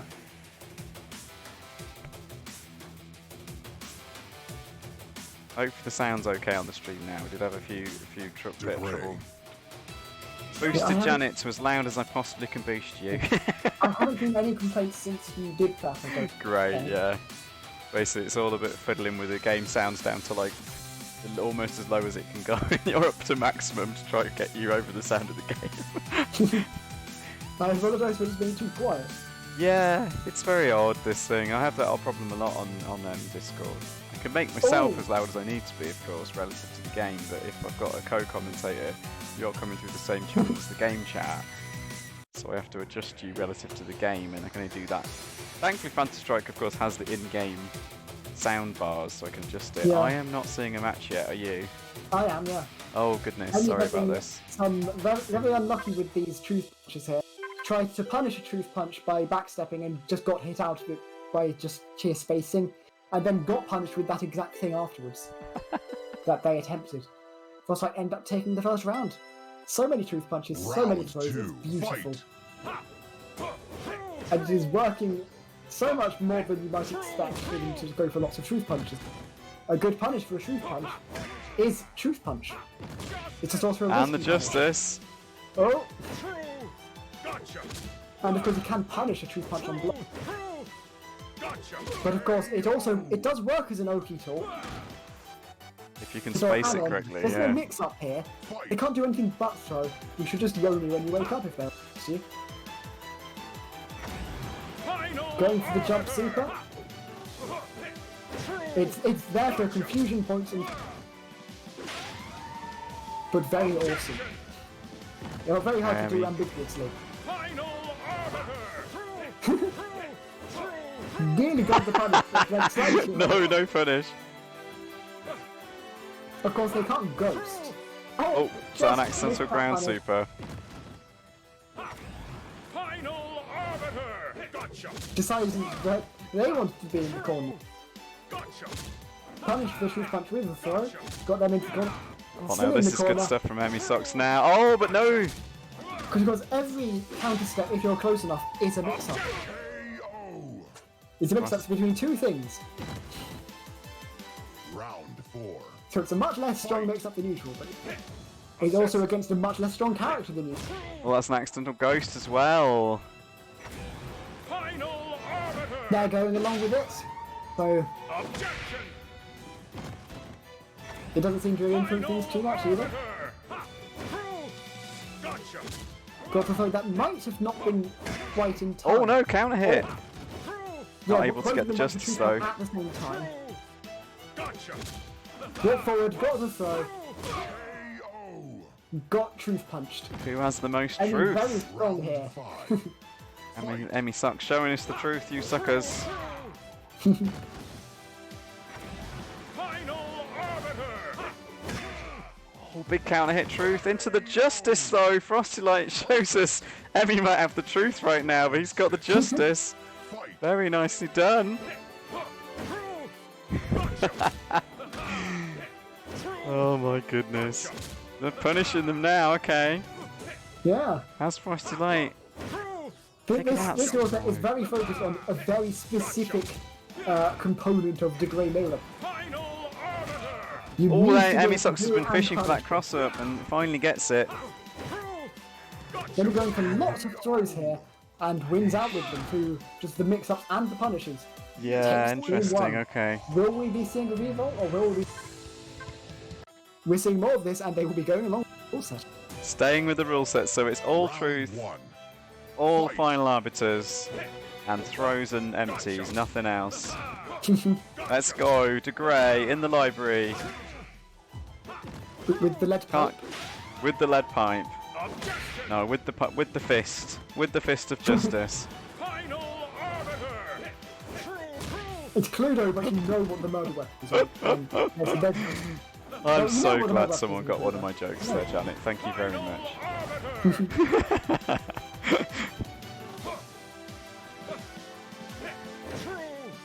Arbiter! My friends are quite used to my constant stream of ridiculous references that no one gets. How can people not get Cluedo? I mean, it's, I got Cluedo before I knew it was Cluedo. Fight. Granted, that is a very specific thing because I knew it. But still, I'm guessing you don't know "Show Me the Truth, You Sucker" though. No. It's actually a song line from a Scandinavian metal band. Reasonably Yeah, big at one point in the 90s, I think. But yes. yeah, 90s music isn't quite my thing. No. Bands in general aren't quite my thing. I wouldn't have thought so. And we're getting the throw. It seems like people are getting stuck in the lot of this. Yeah, getting pushed to the corner is quite interesting actually. When De Grey gets, yeah, like you say, when you Yeah, get because when- truly on top yeah. of them, that's when your mix-up really becomes dangerous in this this limited moveset, isn't it? Yeah, but oh, No, the second one yeah, wins. the second one usually wins unless one of them lower than the other one can hit. Yeah, it does depend on the hitbox positioning. Oh, gets the counter hit! And the justice! Ooh. Frosty like landing more justice punches, I think. Of course, counter step in the corner is weak. Don't back off as much. So that means that the character in the corner, but also that means they are more likely to go for a throw, which lets them put the other person in change. Such strong mix-ups there. That was literally all mix-ups, wasn't it, from Emmy Socks? Just consistently throwing. Yeah, they are very good at that aspect. But Frostlight has got in and started applying those weren't mix-ups. Finally, we get a Heavy Yomi counter from one of the throws. players. Round Just 5. nothing but telegraph throws where there's no option. Oh no, both go for nothing! Both go for nothing again, but this time Frostlight throws... That was the bravest throw. You don't know if they're going to throw first. You don't know if they're just going to go for a true punch. It only wins if they throw second or just do an empty one and try to. And another Yomi counter, okay. They're starting to... Both players starting to adapt to each other's style here, I think. Oh, caught the jump. Earlier hand step that wasn't able to punch the final out. Got the counter hit. Got would the have been a counter hit, so even. Emmy Socks into match point here in this probable tournament decided final here. Can Emmy Socks ride With this the throws, momentum? Just going for the telegraph throws. Yep, but the mix-up was one I got Yomi. About to say, Frosty Light there ends the Oh, momentum of Emmy okay. Socks. Final arbiter! Big Yomi counter. And a big Love to truth see. punch. Pretty weak here. It's mostly useful to just switch sides a lot and confuse them. Frostlight blocking for a little bit too long. Oh, got the throw against Demi. Slightly whiffed that throw. Just going for an empty counter step. This is all the mind games! Neither one wants to throw a punch! He finally throws! Frosty Light! Will not be denied. Will go to around 7. Fight. Early final arbiter. Won't be a cross-up. Will get punched by a throw. And Got the Frosty Light shoot pull punch this one with back a out. five. Emmy sucks. Still playing very well. Counter step throw. Counter step Yomi. Yeah, counter step into empty Yomi. Big truth punch though. Frosty Light doesn't get the juggle. Yeah, counter That's step well Yomi does spaced. like- Oh, I think he got a Yomi counter fuzzied that. Does Yomi counter this one though? Yeah, counter step Yomi is like a 1/10 of the time option. Because if they do a throw, you win. If they do nothing or block or truth punch, you lose. And truth punch you lose heavily. Oh, I like. They are both one truth punch away. But Emmy getting the throw, Emmy gets getting the it! mix up. Double throws to win the match and probably the tournament, but we will see. We are in a Swiss tournament here. If anyone's confused by that, it does mean we will play out all the matches to find out who the true winner is. But That was so much fun to watch. that was quite ridiculous. So Emmy Socks Okay. is now in the driving seat in terms of the overall tournament results. Mozzarella versus APM next, Okay, I shall watch Agent APM then. and I will watch Mozzarella, unless I don't. I do have them actually. You Yeah. do have them, excellent. I'd say we've got a lot of players online this evening as well. Very exciting Nice. stuff. Anyone is... Probably wondering why there's so many people online who are in queues. Why are people not in the queue? Everyone's online. How could I not get a match? It's because they're all playing in Garden of Chaos right now. Why are all these friend matches happening? Okay, so Mozzarella will be playing number 1, which is Grave.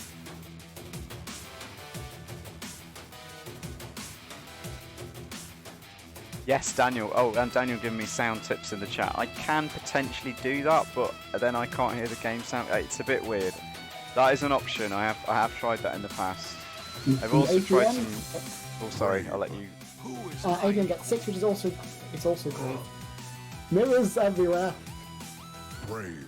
Mozzarella was pointing out, by the way, they didn't put any of their mains into the 6 characters that they could get.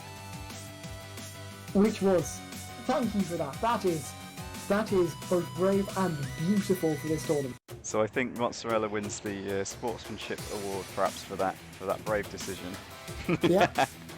Can't get a bad option if all your characters. Oh yeah. But all you get is just the joy of the style, The joy of playing someone random. and also you get to play with a huge variety of matchups. Okay, Roger hasn't suggested any rule sets. APM has suggested gravity. Neither player may jump or use command. No jumps, no command throws. What were the matchup again? Grave versus Grave. Yep. We will see if Mozzarella has agreed to it. Brave. Who is my equal? This is If going to either be player crazy. Yeah, if either player jumps, then they have committed a foul. I mean, this No, one's let's very be- easy to tell at least, and much harder to Oh, do yeah. by accident. I mean, yeah, they can Round even one. just do, they can even It's just gonna- disable the control. It's going to be swords and fireballs. Perfectly spaced swords will be very powerful in this matchup. They Mozzarella will. gets the first one. We're and the already second seeing one. how strong Sword is here. Oh, not quite in range there. Mozzarella is the swordsman of the evening so far. Yes, I think all but one of those hits were Sword. I think so. That was 4 chops definitely that hit, and maybe 1 that got blocked, but it was spaced so perfectly that it couldn't be punished. Okay, so Sword is extremely powerful, but it's even more powerful if you're Agent APM just not able to get his swing right. Don't mean a thing if you ain't got that swing, but he has got the Dragon Heart. Fantastic stuff from Agent And Dragon Heart APM. is of course even more powerful than Sword. But not if they get to block it. It's very powerful against Fireball, very powerful against any button press. Agent APM Except finally Sword. gets the chop of his own. Both at 1 health, and APM takes the Round The This chef is is really in, our says women's Frosty fun Light. thing. Making grave souffle. Oh, this will whiff. But both. Oh, no, I think Agent APM would have recovered slightly faster then. Could have got to, went for the throw and wasn't quite in range. Oh, hitting out of the startup for Fireball with the fire. Punishing the sword, but not getting the 2-hit combo. Maybe a forward Fireball with the combo. And we will see that whiff again. This time Agent APM does get the punish though. So Agent APM adapting his play here, very impressive. Yeah, recognizing the known situation that you can tell what you should have done after. Of course, yeah, that is Fantasy Strike in a nutshell at times. Agent APM finally lining, and okay, so I was questioning Agent APM's use of these big fireballs in my head, considering neither player can jump, but actually at certain spacing it's proving to be very effective. Yeah, because the sheer amount of time it takes means that You hit the recovery of a sword. Round 5. Fight. Interesting stuff. So Agent APM was looking all a flounder, getting chopped up like an onion in the first round, but now he's coming back here. Mozzarella tries for another sword swing. He was the swordsman of the evening. Yeah, so far It's not quite working out, but Mozzarella here taking a leaf out of Agent APM's book, trying for the walk-up ground super. super. Getting loads of throw, and the sword will catch out the back A, probably going for a knockdown there, and APM will take game 1. What did you get? A That's little bit of that perfect swordage from Mozzarella. yeah. Will we see a reroll? Pun Shobu Reroll says not. Morpheus, giving us the this is Samurai Showdown with no jumps. The true Samurai Showdown. Strong opening, rock forward sword. Sword to get past your fireball. At that distance, not really much they can do about it. Most of the things can dodge the kick. Oh, just not blocking that fireball. Yeah, not sure. Maybe he tried to press a button too late. Just wanted to block at the last moment and just failed that. Maybe. Probably trying to press sword at the last moment. Gets the hit. APM must have been pressing a button. Yeah, I think that's the first sort of walk-up super that's worked for either player actually. Round 2. Yeah, because we've seen a super that worked against a fireball, but that was. Yeah, and we've seen super dodge sword a bunch of times, but not just to walk Rather straight up swords to super. dodge supers. This time, Mozzarella getting his chop back. Gets the first round again in both fights. Walk up super, gets caught out by a later sword. Yeah, the sword's already out. Good blocking there from AGFM, recognising he was at minus frames. Actually watching that little hit spark on the fireball, I find it really useful in Fireball Wars to figure out who's getting the advantage, by the way.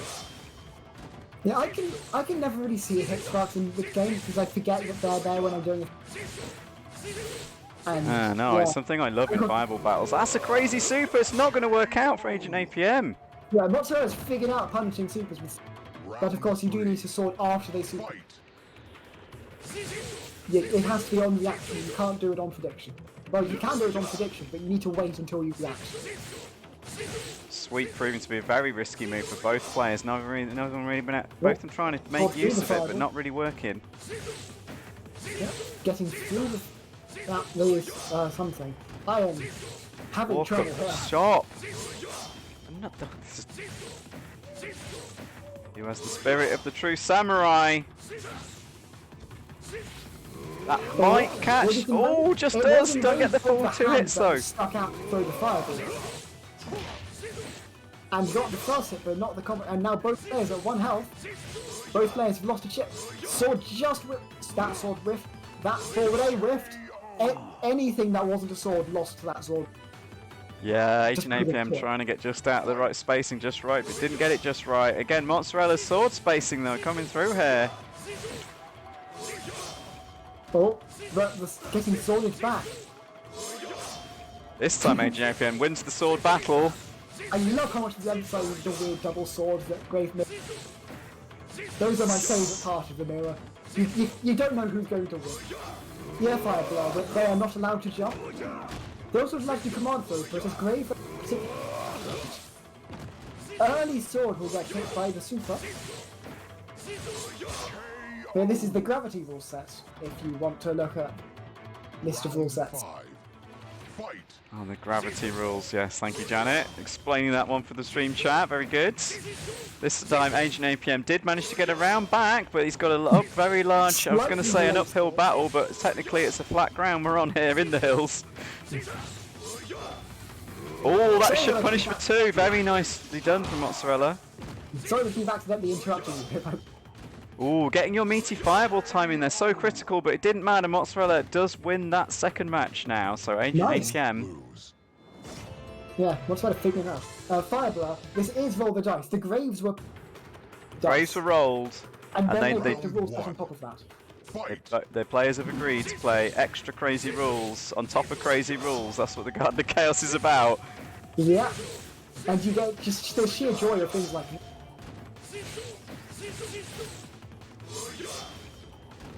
APM being very good at slightly delaying swords to win this.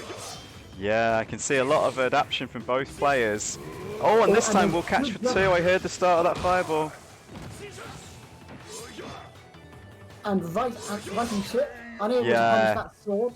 Far too far for a throw, unfortunately. I really like the risk to put your opponent onto chip in certain situations. Oh, you actually use that in real matches as well. To go. I don't think I might take punish off this sword, but I'm willing to do it to get you into 1 chip damage and then know that I can win the round. I've got a life lead. Yeah, when I'm fighting Jamies, they use that so much against me. And when I'm playing De Grey, I have to do that too, just with the dagger fall or something, because then that should catch. Yeah, that forward A poke, very risky. Mozzarella punishes it big time, but doesn't get his meaty fireball right. But was it a bluff? Sword recovered slightly earlier, got a chance to throw, took the round. Counter hit though from Mozzarella. I wonder what Agent APM was trying on Wake Up. Interesting. Again, slightly delayed sword. The blindfolded match was earlier. And there we finally get the successful use of Grave Sweep there to be able to punish and Agent APM again. Now he's got the distancing, and I think he's got the distancing just right on the super as well. Very nicely done.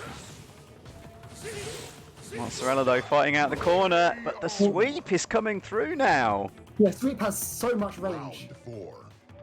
Fight. Very interesting. Neither player managed to use the sweep effectively until that last round, and then Agent APM getting multiple hits out of it. Now we're back to the swordsman duel. Who is the swordsman?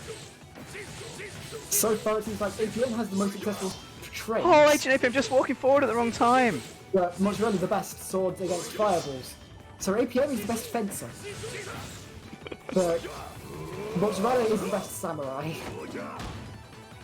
I don't know what type of swordsman deals with projectiles, so just aesthetically, that's a samurai thing. So many fire tricks, unable to punish that sword. No, I wasn't able to block on fireball. I was loving the cannon and fireballs. Just them alternating. That's not a cannon. That's a. What is that? Oh, yeah. I can't remember the word for it. You're the musical expert here compared to me, so if you can't know, if you don't know, I definitely don't. I last dealt with that when I was 12, so. I probably lasted too. I was probably about the same age. Agent APM in might have this one under control though, Janet. One of the 3 cellists versus like 20 violinists. Mozzarella scrapes through a point of damage though on Chip, and this time the punish. Agent APM adapting his game there through 3 rounds of hard-fought gravity battles. Wow, what a match. I mean, I wasn't sick of Setsuki's Starlight, it just haunts my nightmares now. So, this might be the last match for the stream if we don't need a tiebreaker. It is Darkness against Grubby Garimbo. Yeah, what was the score there? That was 2-1 to that was... Agent APM. Cool, that was the first one to work. Okay, so... will you be getting another mirror is the question. It's less than 1 in 6 chance. But we've got 2 in a row. I'll Can watch you get Grubby. 3 in a row?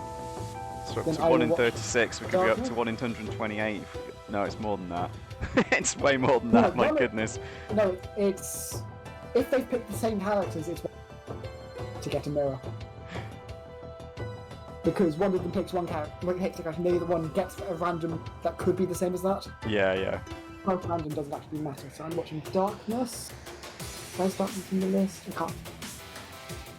I am unable. Aha, there's Darkness. Okay, so first player, Darkness, gets 2, which is Grave, more Grave, Darkness on Grave again. and Grubby gets 4, which is Setsuki. So Grubby on Setsuki. Interesting. Okay, so Darkness probably pretty happy with that Grave pick. Are we going to get any crazy rules on top of crazy rules though? That's what's going to be interesting. Grubby seems somewhat upset with the eventuality. Ah, that's a shame, Grubby. Never mind. We do get to reroll potentially. But only if you lose, you can just win. Are there any rule sets to reduce the scale? I mean, I'd say all of them completely change the game, but they tend to range of options, so in a way they sort of make it easier.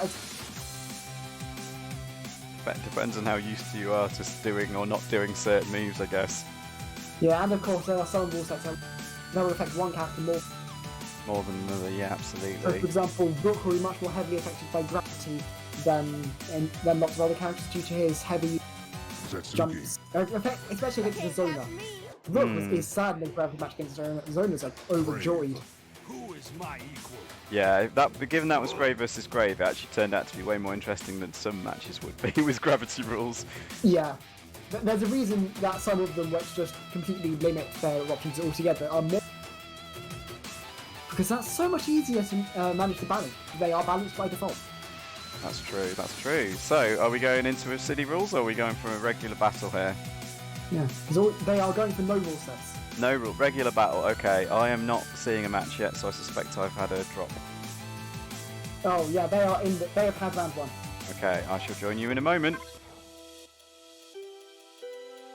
So I'm guessing if you're not there yet, you'll be joining in round 3. Grubby has taken round 1, but Darwin has got straight in with 4 damage against Grubby Setsuki. But Grubby is dodging these swords with Starlight, but got hit by the 3rd sword in the row. Keep Well, swinging, he's punch. gonna Round win three. eventually. So Punch 1-1, with, round 3. Well, good anti-wear there, but got thrown out of it in the reset. Good defense from Grubby there. It's hard to defend. Setsuki. Darkness being just positioned to dodge the neutral crossout. A big Ooh, punish on combo. that sword. Finally, Grubby Grimbo wasn't punishing the sword. That Starlight should go over his head. Oh, got hit by the sword though. Just has to get in there. I was A about big to say, fireball. specialty, but then got caught out of the air. Fight. Yeah, Darkness playing defensive with that big fireball, hoping Setsuki would jump into it, and it's exactly what she did. Big 3 damage though. Oh, can't quite land in time. Oh. Dodges the sword. Oh. Was I pressing thought that something might be else. a bait, but it wasn't. Maybe sold within recovery frames from. I don't know. Are you plus from neutral A? From I have no idea. forward A, Setsuki. Oh, was that all day? Okay. Yeah, I don't know. Again, unfortunately, I could tell you were Grave, but not with Setsuki. That jump was safe. It wasn't a noun safe jump because they did. It wasn't based on the default. Good super here. Oh, yeah. Grubby at 1 health. Darkness at game health point. Starlight. Wow, okay, so And- Darkness does take it. The back foot will also hit. Lose. Clips. Clips on the back of the Scumbag. foot. It's a classic Street Fighter hitbox there, to be honest. Ryu's been hitting people on the back of his foot since Street Fighter 1, so... Grubby goes for reroll, gets number 1, which is Jaina. Okay, so Grubby gets to change to Jaina now. Darkness, of course, pretty happy with his Grubby's Grave, though. You wanna say Grubby wasn't happy with the Setsuki, so let's see if they happier with the Jaina pick. Yeah, I think they're not practicing getting the combos, but they were doing well at land. I was about to say, I think the problem wasn't doing the combos, the problem was actually the neutral game there, and Yeah, safely being in position and managing to get in and be in a position to use. yeah, but when Grubby got an opportunity to land that big Setsuki damage, he was able to do so, but he wasn't able to keep the, as I like to refer to it, the Setsuki train, he wasn't able to keep it rolling. Again, I don't have the start of the match, so I'm guessing... Darkness getting lots of damage at the start. And Grubby doing lots of good zoning up, but Darkness is just happy to because, well, when your opponent's at 1 health, they're going to have to try to approach at some point, especially if they're Jaina. The impetus is on them, and you can punish them. Good throw to dodge the rain of fire arrows there. Trading fireballs, getting the 2-hit combo, getting hit by the super, but not the 2-hit. Just had to survive Oki, managed it. Darkness didn't get in on time, and so stuck with that. Didn't get the combo there, and got anti-aired with the back air from from landing frames. So not really anti-aired. That's Round 3. caught out of Fight. landing or something. I think there's an actual term for it, but I'm not sure what it is. well, we finally get to watch now as well, so streamer's joining you, I'm joining you. Oh. Good cross up there for Darkness. Yeah, I'm getting loads of problems with the disconnects at the start of fights for some reason, it's very strange. Oh, Grubby had a good opportunity there, but does get the air fire, very nice. Matt had a lot of successfully did that. Could have got more damage with a dive kick. Doesn't matter, Dive kick Grubby gets the round into anyway, impressive forward stuff. will be a 2-dunk punish every time. Oh, catching up with lots of arrows, so getting thrown. Interestingly, if that had been Graves' fire arrow somehow, that would have been a 2-damage throw. Because throws can combo into projectiles. Yeah, no, absolutely can. Oh, I was about to say, great throw from Grave there from Darkness. It could have been Yomi countered, I believe. Fight. I don't think it was a punish for that arrow, but the Darkness special, you know it's coming at some point during the match. Grave has to use that generally, but Darkness is especially good at it. Good drag from Grubby. Rain of Fire needs this one to work. Grubby Grimbo here on the last hit point. Have we unleashed the final form though? Trying to let Grubby make a mistake for that 1 health. But no, Darkness gets it again. 4 damage with this super there, right at the start of the round and at the end of the round. So that was 2-0. Will Challenge bless us with a round of matches? We will see. We'll see what happens here. I'm going to show the It chart. will. It will. Okay, so we have got a round 4 to decide some tie breaks, I assume. Perhaps that is Emmy able to play? I haven't seen them say they've had to go. Excellent stuff. So we're going to start with Emmy though, shall we, just to be safe? Yeah, because it is nearly midnight their time. That's a good point. Emmy is in Spain, of course, if anyone doesn't know that. I'm sure they won't mind me saying that. Yeah, they're saying they can play, but they'll have to go to bed. But don't worry, this is your last match. You made it. Matches. So yes, Okay, Emmy Sox will get to play, but maybe not to know if they won or not. They may wake up victorious in the morning. Emmy is playing Midori. Not Lum for once. And APM is playing number 6, which is Grave. So many Graves. I am guessing we won't be seeing the rules now. Who are you watching? I was watching Emmy, but I just got disconnected, so I shall try and get back into Emmy. Okay, then I will watch APM. I don't see Emmy in a game, but I do see. Emmy's in menus right now for me.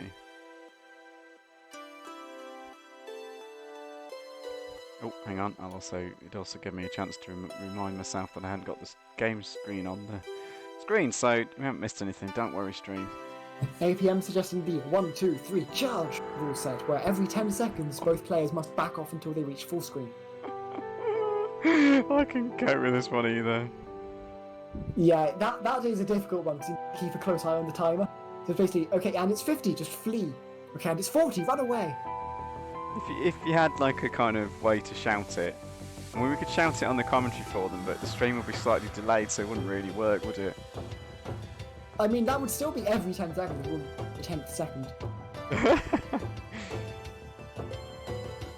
Emmy's saying they will take it, but they probably will need to playing a They probably need a what, sorry? probably need to reroll eventually because they're playing a grappler against Grave. Midori. So So when yeah, they, backing off, not nice. yeah, so they're basically saying I'm probably going to lose this first game. Oh, this will be. I don't know, interesting Amy to Sock's see. a very strong player, as we've seen many times though. Round 1. Fight. Yeah, I wouldn't have expected it either, but Emmy is going for it. Because the point isn't to win, the point is to play. And gets in with a And lot of back damage away, already, and yeah. goodbye. And now they can play.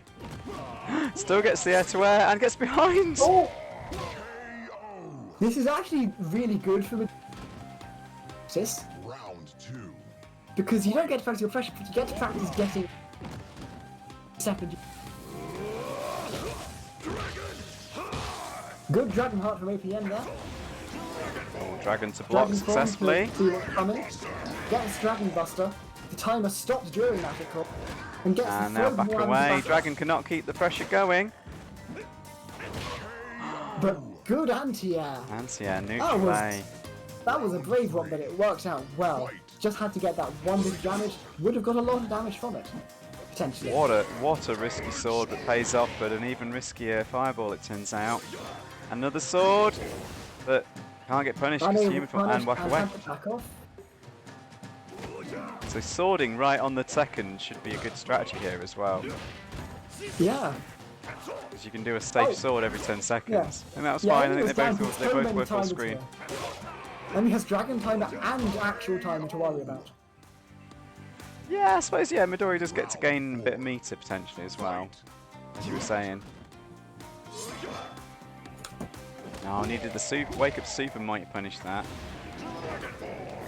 Are we going to see the parry's so hard to work in those situations.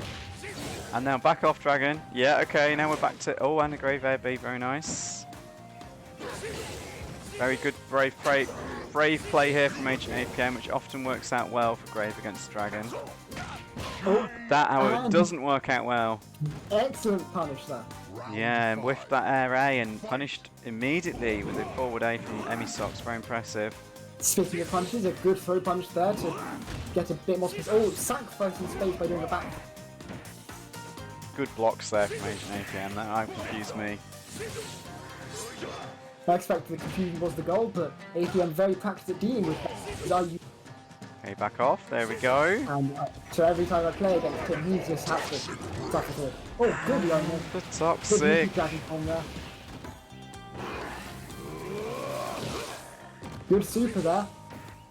And we're nearly at the 10-second point, but Emmy will take it before that and take the Yeah, game. very good stuff. So Emmy didn't lose as they expected. Now it's on Agent APM to see if they want to re-roll or not. They managed to make use of every second. Very impressive stuff. Making APM use does of the, want to reroll. making use but of you- both the timer and the Dragon timer. APM gets 4. Argagar. Perfect for this rule set. So from a zoner to an even heavier zoner, and Agent APM does of course play Argagar because he's one of their main characters. So It's an honor to fight you.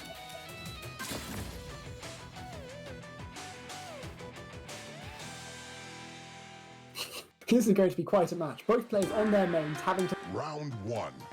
in Midori versus I. oh, bad But blue push Emmy- though gets butted, and Emmy is in.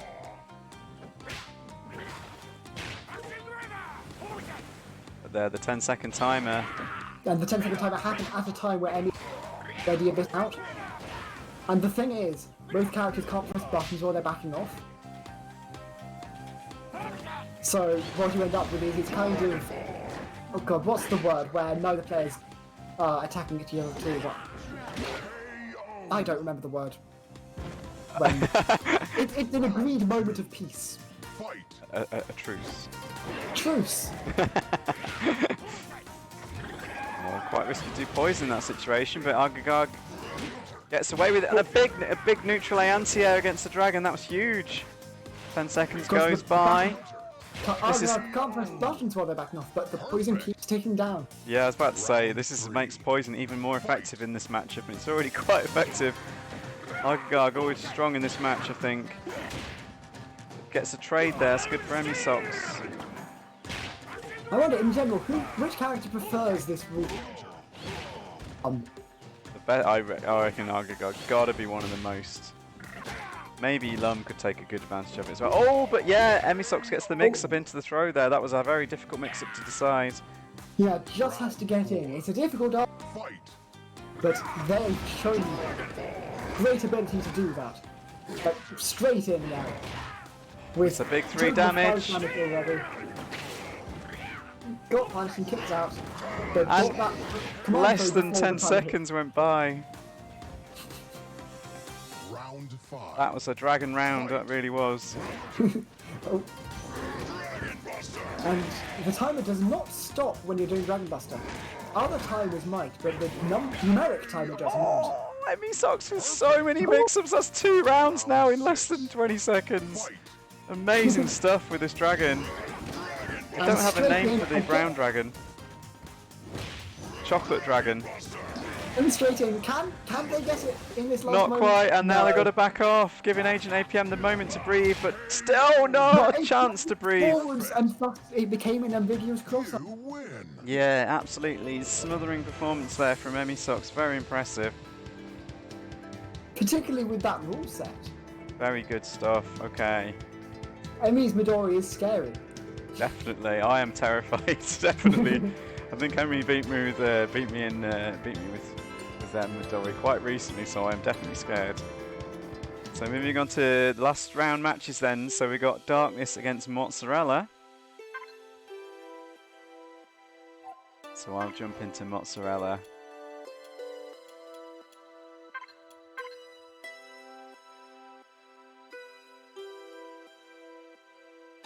Okay, so yeah, Mozzarella does need to play this. So yeah, definitely. You're expecting Mozzarella, so I'm expecting Darkness.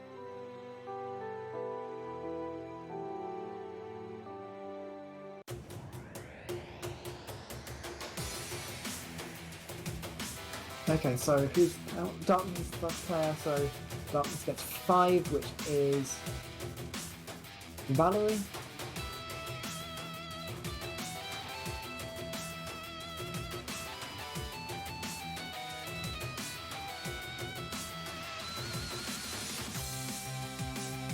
Darkness on Valerie. Okay, and the other random number is 6, which is Mozzarella's Lum. Oh god. Another Valerie versus Lum on the random. Valerie. I have an idea. But we did see Lum win this matchup earlier. Yeah, because of course, one is a very difficult matchup. That requires both characters to be playing it quote unquote properly. Yes, both players definitely need to know still. And I think the I've dropped Valerie out side again. is- oh, that's unfortunate. Oh yeah, the Valerie side is actually slightly unintuitive. Specifically, it's unintuitive in that against Lum you expect to be doing all and you're pressing B. And pressing B more. Your complicated things are your decisions based on any item. Very strong start from Mozzarella. Getting a counter throw. Okay, right, I'm getting into now, Round thank 2. you. Fight. Mozzarella, so Lum is getting them out ahead again, like you say. Counter. Because Darkness can play Valerie, but also doesn't exactly make Valerie, isn't experienced Valerie. Mozzarella could have thrown Darkness out of that yellow, Wow, okay. because if the sign hits as you jump, then magenta whiffs, and yellow is throwable. Lots of bombs, lots of shit. And a mini Lots run. of... Gets but through it all managed with to an get air them. rainbow. Yeah, the thing to do against Air Rainbow, anti Fight. it always works. Anti-air neutral will trade, but anti-air roll will work every. The only disadvantage is it can push you. Round 5. Frostlight's approving of Darkness's coloured costume choices. Both these colours are good. Most colours are good. Don't think of any bad ones. Blue Dragon, just because that's mean, because it makes it ever so slightly harder to react to command for it.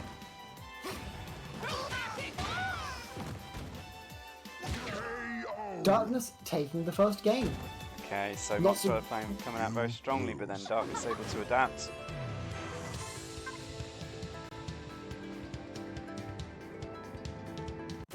Okay, I guess one of them is wanting a reroll here. Valerie. I have an idea. Yep. But yeah, Darkness did make it very hard for Mozzarella there. Okay, Mozzarella gets 6, which is Lum again.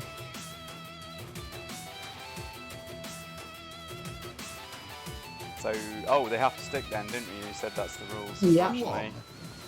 Fortunately, Mozzarella getting a very unlucky roll there, but that's the way the dice roll, and they roll the dice. The dice want you to play Lum. Maybe try with the dice. That might. I think I've got dropped out again. Every time they pick the stage, Oh. I get disconnected. It's really weird.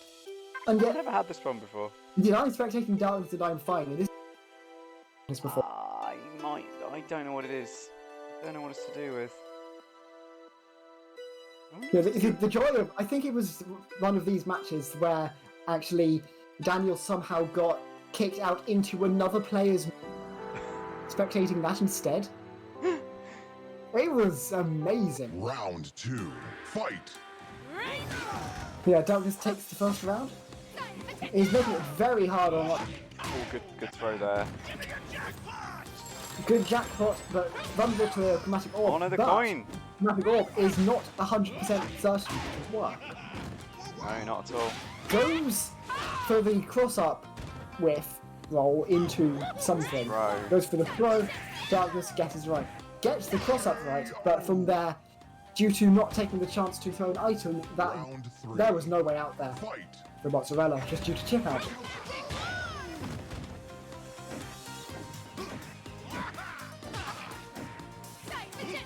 Forward A on block is not just unsafe, you will take damage.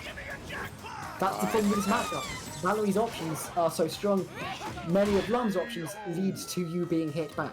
Right, I definitely don't know how to play this matchup as Lum, but Mozzarella is playing very nicely there, getting Lavallo to the corner and able to win it with some mix-ups of his own. And takes the minus frames off that rainbow, very nice. Jump back A, okay. Okay. So, Mozzarella in the corner, but getting out of the sheer pushback from everything that Darkness is doing here is very hard to handle. But, Mozzarella making lots of very good decisions, being just out of that side, out of reach of the chromatic orb, and went for the ambiguous cross-up jump in. That was Cross so jump in. Round 5. Never Because know Lum's- if that's a cross-up. I did not guess that one right at all, I have to admit. Yeah, that's Very good at that's blocking the joy cross-ups of- in general. That's honestly one of Lum's most powerful things. But because it forces your opponent to make even more decisions all the time, it makes them more fatigued. Oh, good jackpot there. Actually, one didn't even trade, because if you delay ever so slightly, Round 6. it will beat yellow. Fight. Janet dropping the knowledge in the matchup, thank you very I much. have to know this matchup. I play Lum, but I have no true. choice. And I come across this matchup so often. Yeah, Valerie, very prominent character in the queue, that's for sure. Oh, and the child gets beaten by the chromatic orb as well. Absolutely rude. Darkness not knowing that you can actually beat jackpot every time with hold back B, hold back Scion, because the hurtbox doesn't extend itself out as far. So the hitbox will hit Lum while leaving it safe as long as an item doesn't hit you. So now Mozzarella was forced to play into Lum a second time, but it proves to be working out well for them as they're able to win that Yeah, one. that So was now awesome. the onus is Darkness back going onto. to the Grave. Oh, I'm so sorry, Mozzarella. You've got the two bad Lum matchups. Grave also bad Brave. for a completely different reason. Who is my Yeah. Specifically, you get pushed into the corner, and then Grave can spam Hold Fireball. Plum. Yep. It's This is very, very inevitable. tricky. You can't not get pushed into the corner. I just The have to trick rejoin is to again. avoid it as long as possible. What is happening today? The spectating is going wrong the other way round. I have a theory, but it might. I don't know. Because I've got to wonder if we're both on the same ISP, given that we're both in the UK. I mean, quite possible. I'm on BT, I think. Oh, no, we're not then. Okay, it's not Okay. that then.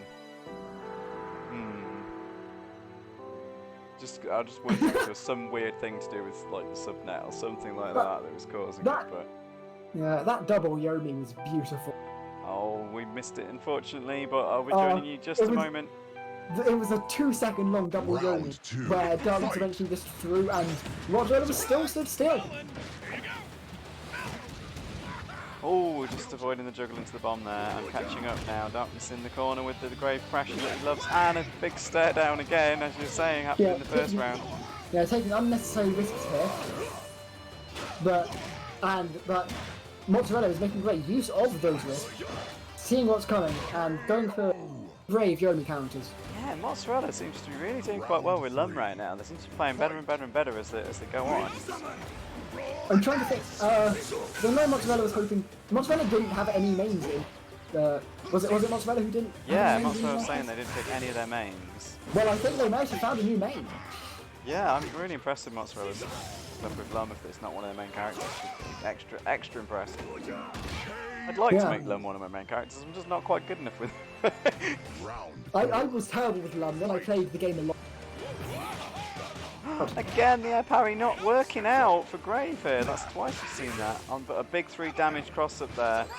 Yeah, because of course the air super is a big cool, which you do if you see they're going for lots of air attack. Mozzarella has been going for a decent amount. I don't think I can APM. Unfortunately, no. Once challenge begins the tournament, that's it. No changes. Round A little 5. bit frustrating actually when you're running a tournament. You can't add late entrants and things like that either. Yeah, or take out the qualifications. So in double elimination, it's usually fine. Two Yes. people get a free win. But in Swiss. Swiss, Yeah, I used to actually use a different bit of software specifically for Swiss, but unfortunately it's not one you can get for free. So I have considered making something myself, and no, I don't want to have to deal with it. The yeah, Swiss convenience is of very challenge complex. is it does the automatic approach I have to figure out, but also people don't have to sign up or anything, and there's no issue. But here we go though. This is the last match for the stream, and Darkness in the match point, but then Mozzarella was able to do the comeback. Great blocks by Mozzarella. Oh, Big went for 3 the damage, item not able to throw. get the cherry. I think But- he was distracted by his own cherry there, perhaps. Good dice usage there. That's exactly where you want to jump over a projectile, because Grave can't not be throwing projectiles at you. Everyone has opportunity.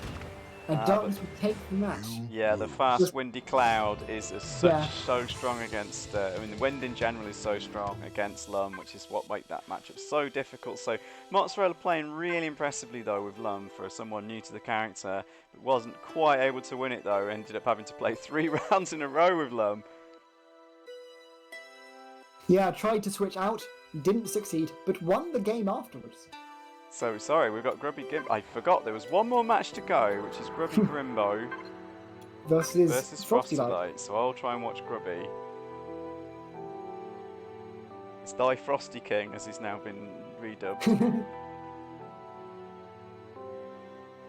Okay, so the first random number by our Oracle, which got 3. Grubby is playing Argagog. And Frosty Light is playing number 6. I always forget that I just put after TPK, so I get confused and wonder where I put them. Okay, and Frosty Light is playing Jaina.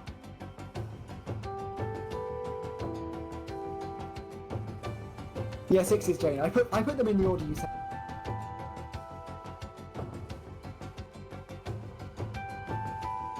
I should probably just type in random took this one thing. It's alright. on Mozzarella's just saying in the chat they've got to go, but I say well played, Mozzarella. Thank you for joining Garden of Chaos this week. Feel free to join at any future weeks you're available to do, of course. So, Argagard. Will patience prevail? got the Deluge of Arg. Well, thank you so much for joining us. It's good seeing you. Who are you spectating again? I forgot. Grubby. It says on screen, how can I forget? You wanna And fight? I'm going to almost certainly drop out again. No, I've not. Brilliant. I got the Hooray! versus indication this time.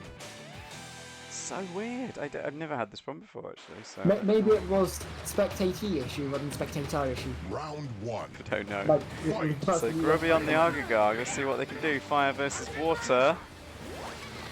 Of course, in theory, Jaina is quite happy with this matchup. But You really got to know what you're Yeah. doing, though, haven't you? yeah, you need to get a lot of pushback, which Frostlight has, and then you need to know exactly how to respond to any of Argyle's options to try to get out. Which Grumpy has successfully done. Rain of fire! Because while Jaina's repeated is just cruel, and Jaina's arrows are really hard to deal with, really, Argagog is still fiddly to deal with, Fight. just by nature of his Argagog. Oh, big opening round forward A there from Argagar. Very risky, but works out.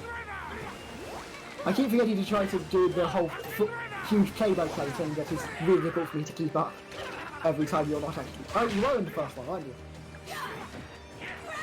Sorry, What was that, sorry? I assumed by default you didn't see the first round.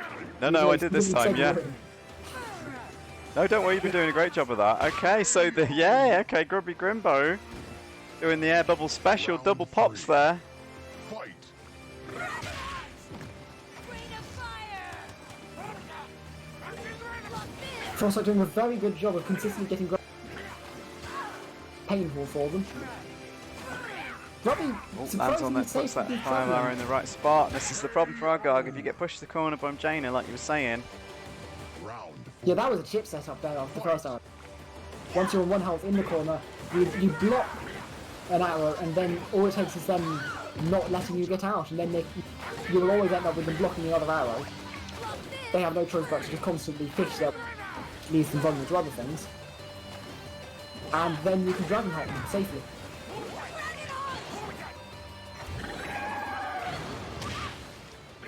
Because that's only at 1 health. It's not too fiddly at 1 health, but it's very fiddly. As just proven there.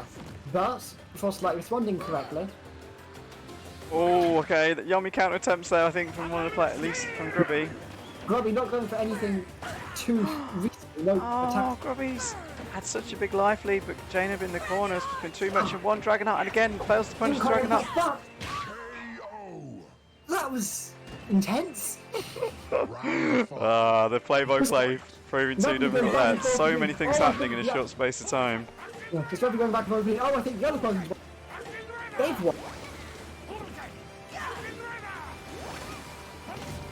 Oh, the goldfish didn't quite block the fireball there. Caught Frostlight's foot with the staff drill. Blocked the fireball with the fish. Hit by the arrow, thus clearing out the poison. Hit by the arrow again. Of course, arc arrows are a huge pain. And Ancien knee attempts no escape from the corner for Argagog. Yeah, Grubby Grimbo's making a lot of use of the forward A from Argagog, and it's kind of like winning and losing the game. It's quite a high risk move Yeah. at times. It's kind of almost like a dragon heart doesn't act. That isn't as much of a DP because you will always trade against Jaina because she almost always has something on the screen to hit you.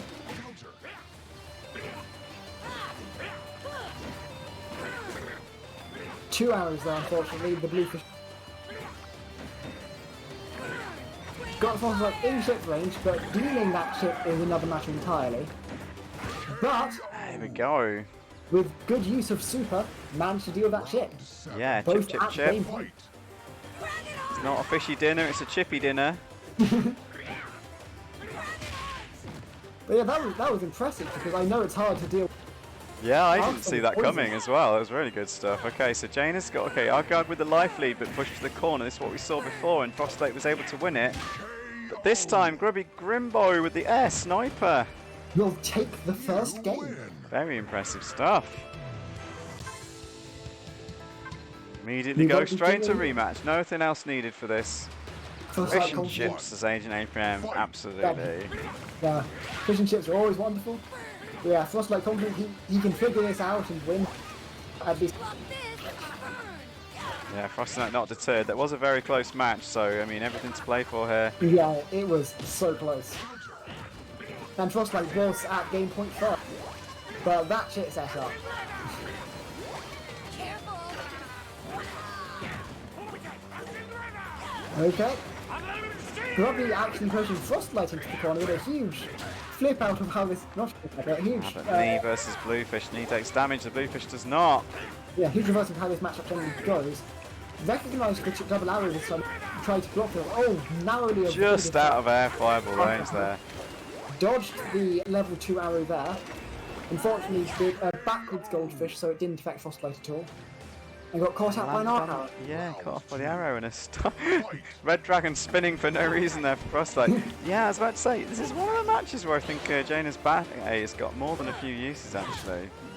Yeah, A few because you're spacings where I really like you'll it. be pushed, you'll be standing back slightly, and back A as Sterling talked about on the Fantasy Strike Discord a day or two. The back A is very useful for hitting in front of you at a moderate distance very quickly. It is by far the fastest move at the range it's designed for. And speaking of chippy dinners, this time Frosty Light gets to eat his chips. Very nicely done in the corner. Fight. That is. And Frosty Light brings out the Darkness Special. Hashtag Darkness Special. He was saying it in the chat earlier. Wonderful. Able to use it himself. Yeah, first like figuring out what I would describe as technical, by which I don't mean it as unimaginative or anything, but which I mean what you expect and what works well, and what you need to have figured out to do as well as you can. Right, right. Oh, and caught out punishing the bluefish. Round 4. Not goldfish, bluefish. Goldfish would be perfectly safe. It's because you can keep blocking during goldfish. Fire. Oh, hanging in the air with that fire to avoid the purple fish. Very Good nice use stuff. of- Good use of bluefish to block the arrow there. Narrowly avoided combo. That would have been so cool. Blocked the forward A, but didn't block. But was in the air to be dive kicked. Dodged and dealt with. Oh, shit. Yeah, Dragonheart wasn't able to block in time. I thought maybe he could. I am losing track of the words I'm saying. Yeah, well, it's really, it's the thing with Fantasy Strike, it's so fast. This time gets the poison on, could be critical, but In shit. Dragonheart for the chip, yeah! No escape from that. Very nice. So Frosty like really turned that one around. Yeah, I know there is something you can do with bubble shield that hasn't.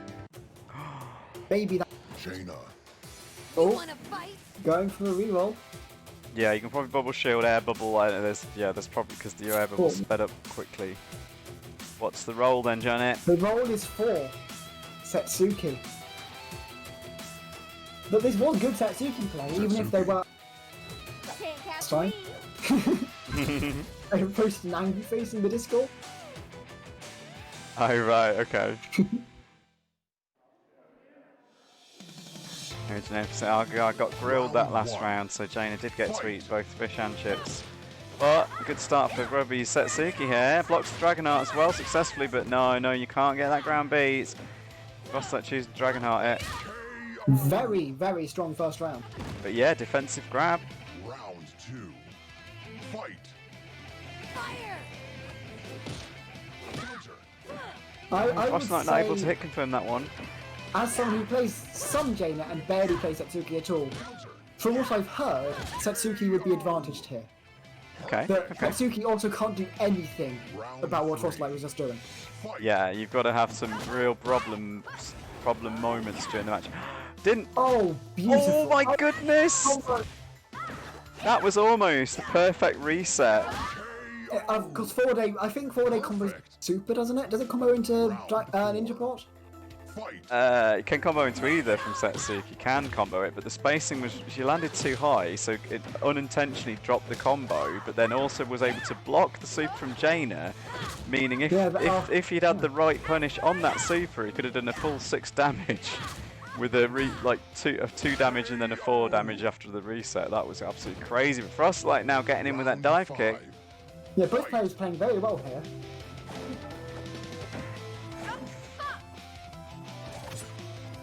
very safe play from Frostlight there, which is it's what I expect from Frostlight. Frostlight play is very safe. Doesn't like to push buttons that might lead to them getting in. No, Espadash isn't the answer, unfortunately. And just going for the dive kick over and over and over. Frostlight really wants this match, absolutely willing to abuse that dive kick if you don't know how to deal with it. You can sometimes jump back, sometimes neutral jump. Sometimes I walk think you under. can sometimes do jump up air super as well. There's a lot of weird options. It depends on how high it is generally. Yeah, it's If very it's- tricky. The technical responses for most characters. Oh, And Strong this team for time, that. yeah, Frostlight catches that ground B with a perfect answer for whatever the mix-up. It didn't matter, the Red Dragon was the answer. And this and time, Orbe. But yeah, meaty knee. the go-to responses against dive kick from Lose. forwards. When it's low, you jump back out of it. But that requires judging the height. Yes, it's not the easiest thing in the world at Robbie has all. just asked how to beat dive kick. If someone else responds first, then I will let them explain it, but explain it to them after the tournament is done. So, But, okay, that was the last match. That final was, results, would you like to 2-1? announce them? It was 2-1, right? It was 2-1, yes. Cool. In favour of Thy Frosty King, as he's now Oh. known. And challenge refreshed for me. Probably just to make sure I actually got the ranks. Okay. Emmy wins, having not lost any matches. Amy Socks with a perfect 4-0 record. Impressive stuff. Frostlight comes second with 3. Yeah, It says it's TPK, but it was Frostlight. Yes. 3-1, 3 Um, victories for second place, yeah, and then Yeah, third place. APM and Darkness come in third and fourth place. APM and both of them with 2 wins, 2 losses, but APM having 1 tiebreak, whatever that means. Yeah, the complexities of the tiebreakers. I don't actually like the tiebreakers that Challenge uses, but yeah, the Swiss gets really, really complicated with tiebreakers. And also there's something called the Cults. I don't know what that is. It's a scoring system. AP. It's a Swiss one, but it's not one I like. So Yeah. never mind. It's to do Yeah, with removing your best and worst scores, which is Yeah. weird. There is no canonical version of Swiss. As I say, I used to have a bit of Swiss Yeah. software to run Magic tournaments where I could determine all the tiebreakers and exactly what priority everything worked in. And I Yeah. had my own preference of how I did it, which worked Yeah. for smaller events and sort of more friendly events like this one. But yeah, the formal Swiss, I'm not always so keen on how it works, but it works, so it's fine. But yeah, Mozzarella comes in 5th with 1 win, 3 losses. And Grubby comes in last. But all of them played well from what I... Yeah, some impressive Great to stuff. watch. And yeah, okay, brilliant stuff. And entertainingly, one of the modifications I make to the default is I have 0.1 wins per... no, I give 0.1 points for every game they win in a match. Just to make sure that if you win more games, you get see. slightly higher, you get biased ahead. I did have 0.5 before, that caused problems. Don't do 0.5, because the problem I was thinking Yeah, a whole yeah. point if they win 2. Because that means they won the thing. But no, that means they get 2. Because they won 2 games and they won the match. And They stack. Definitely Learn don't from do my your Swiss like mistakes. that. Yeah. Do it like 0.1 so it is at an entire... But Yes. If it allowed you to just set that up, it would be much easier. But there's other easier ways of doing it, but Challenge doesn't do them, so never mind. yeah. Okay, so I'm going to send you a link that I would like you to put on stream once I've set it up. I need to figure out where I've put it. Formats, I believe. Yep. It will be to decide which is the next next week's tournament.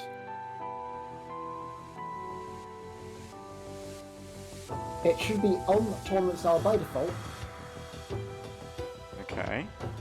So we've got this is the styles page, yeah? Yeah. Well, Oh no, it's the random from there. generator. Okay. Yeah. So just need Okay. to press the button and generate one. Should I hit it? Yeah. I'm excited. It is. You are what you beat.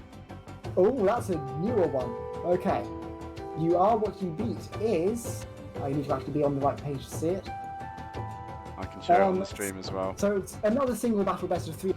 You don't get to counterpick though. So single battle best of 3 is great for rule sets, so I'm happy about it. Because people don't worry about how... Because rule sets are slightly more complicated in team battle just because different characters. So people don't tend to use them so much, but yeah. Every player's starting character is chosen at random. Each time you win a match, you change to your opponent's character and colour. So, and the other player has to pick an entirely new character.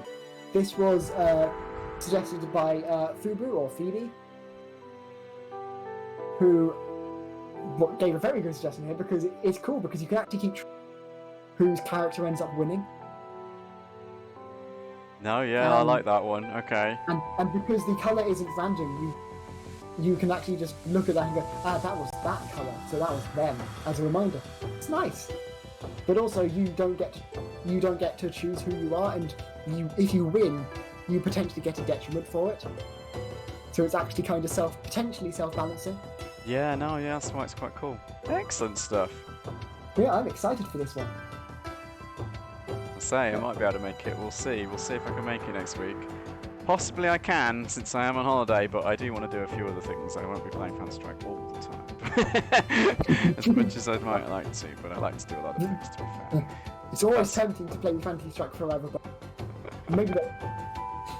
So thank you ever so much to you, Janet, as well, for running these tournaments, of course. Thank you very much for the stream chat, everyone who's joined in, and all the players and the chatters.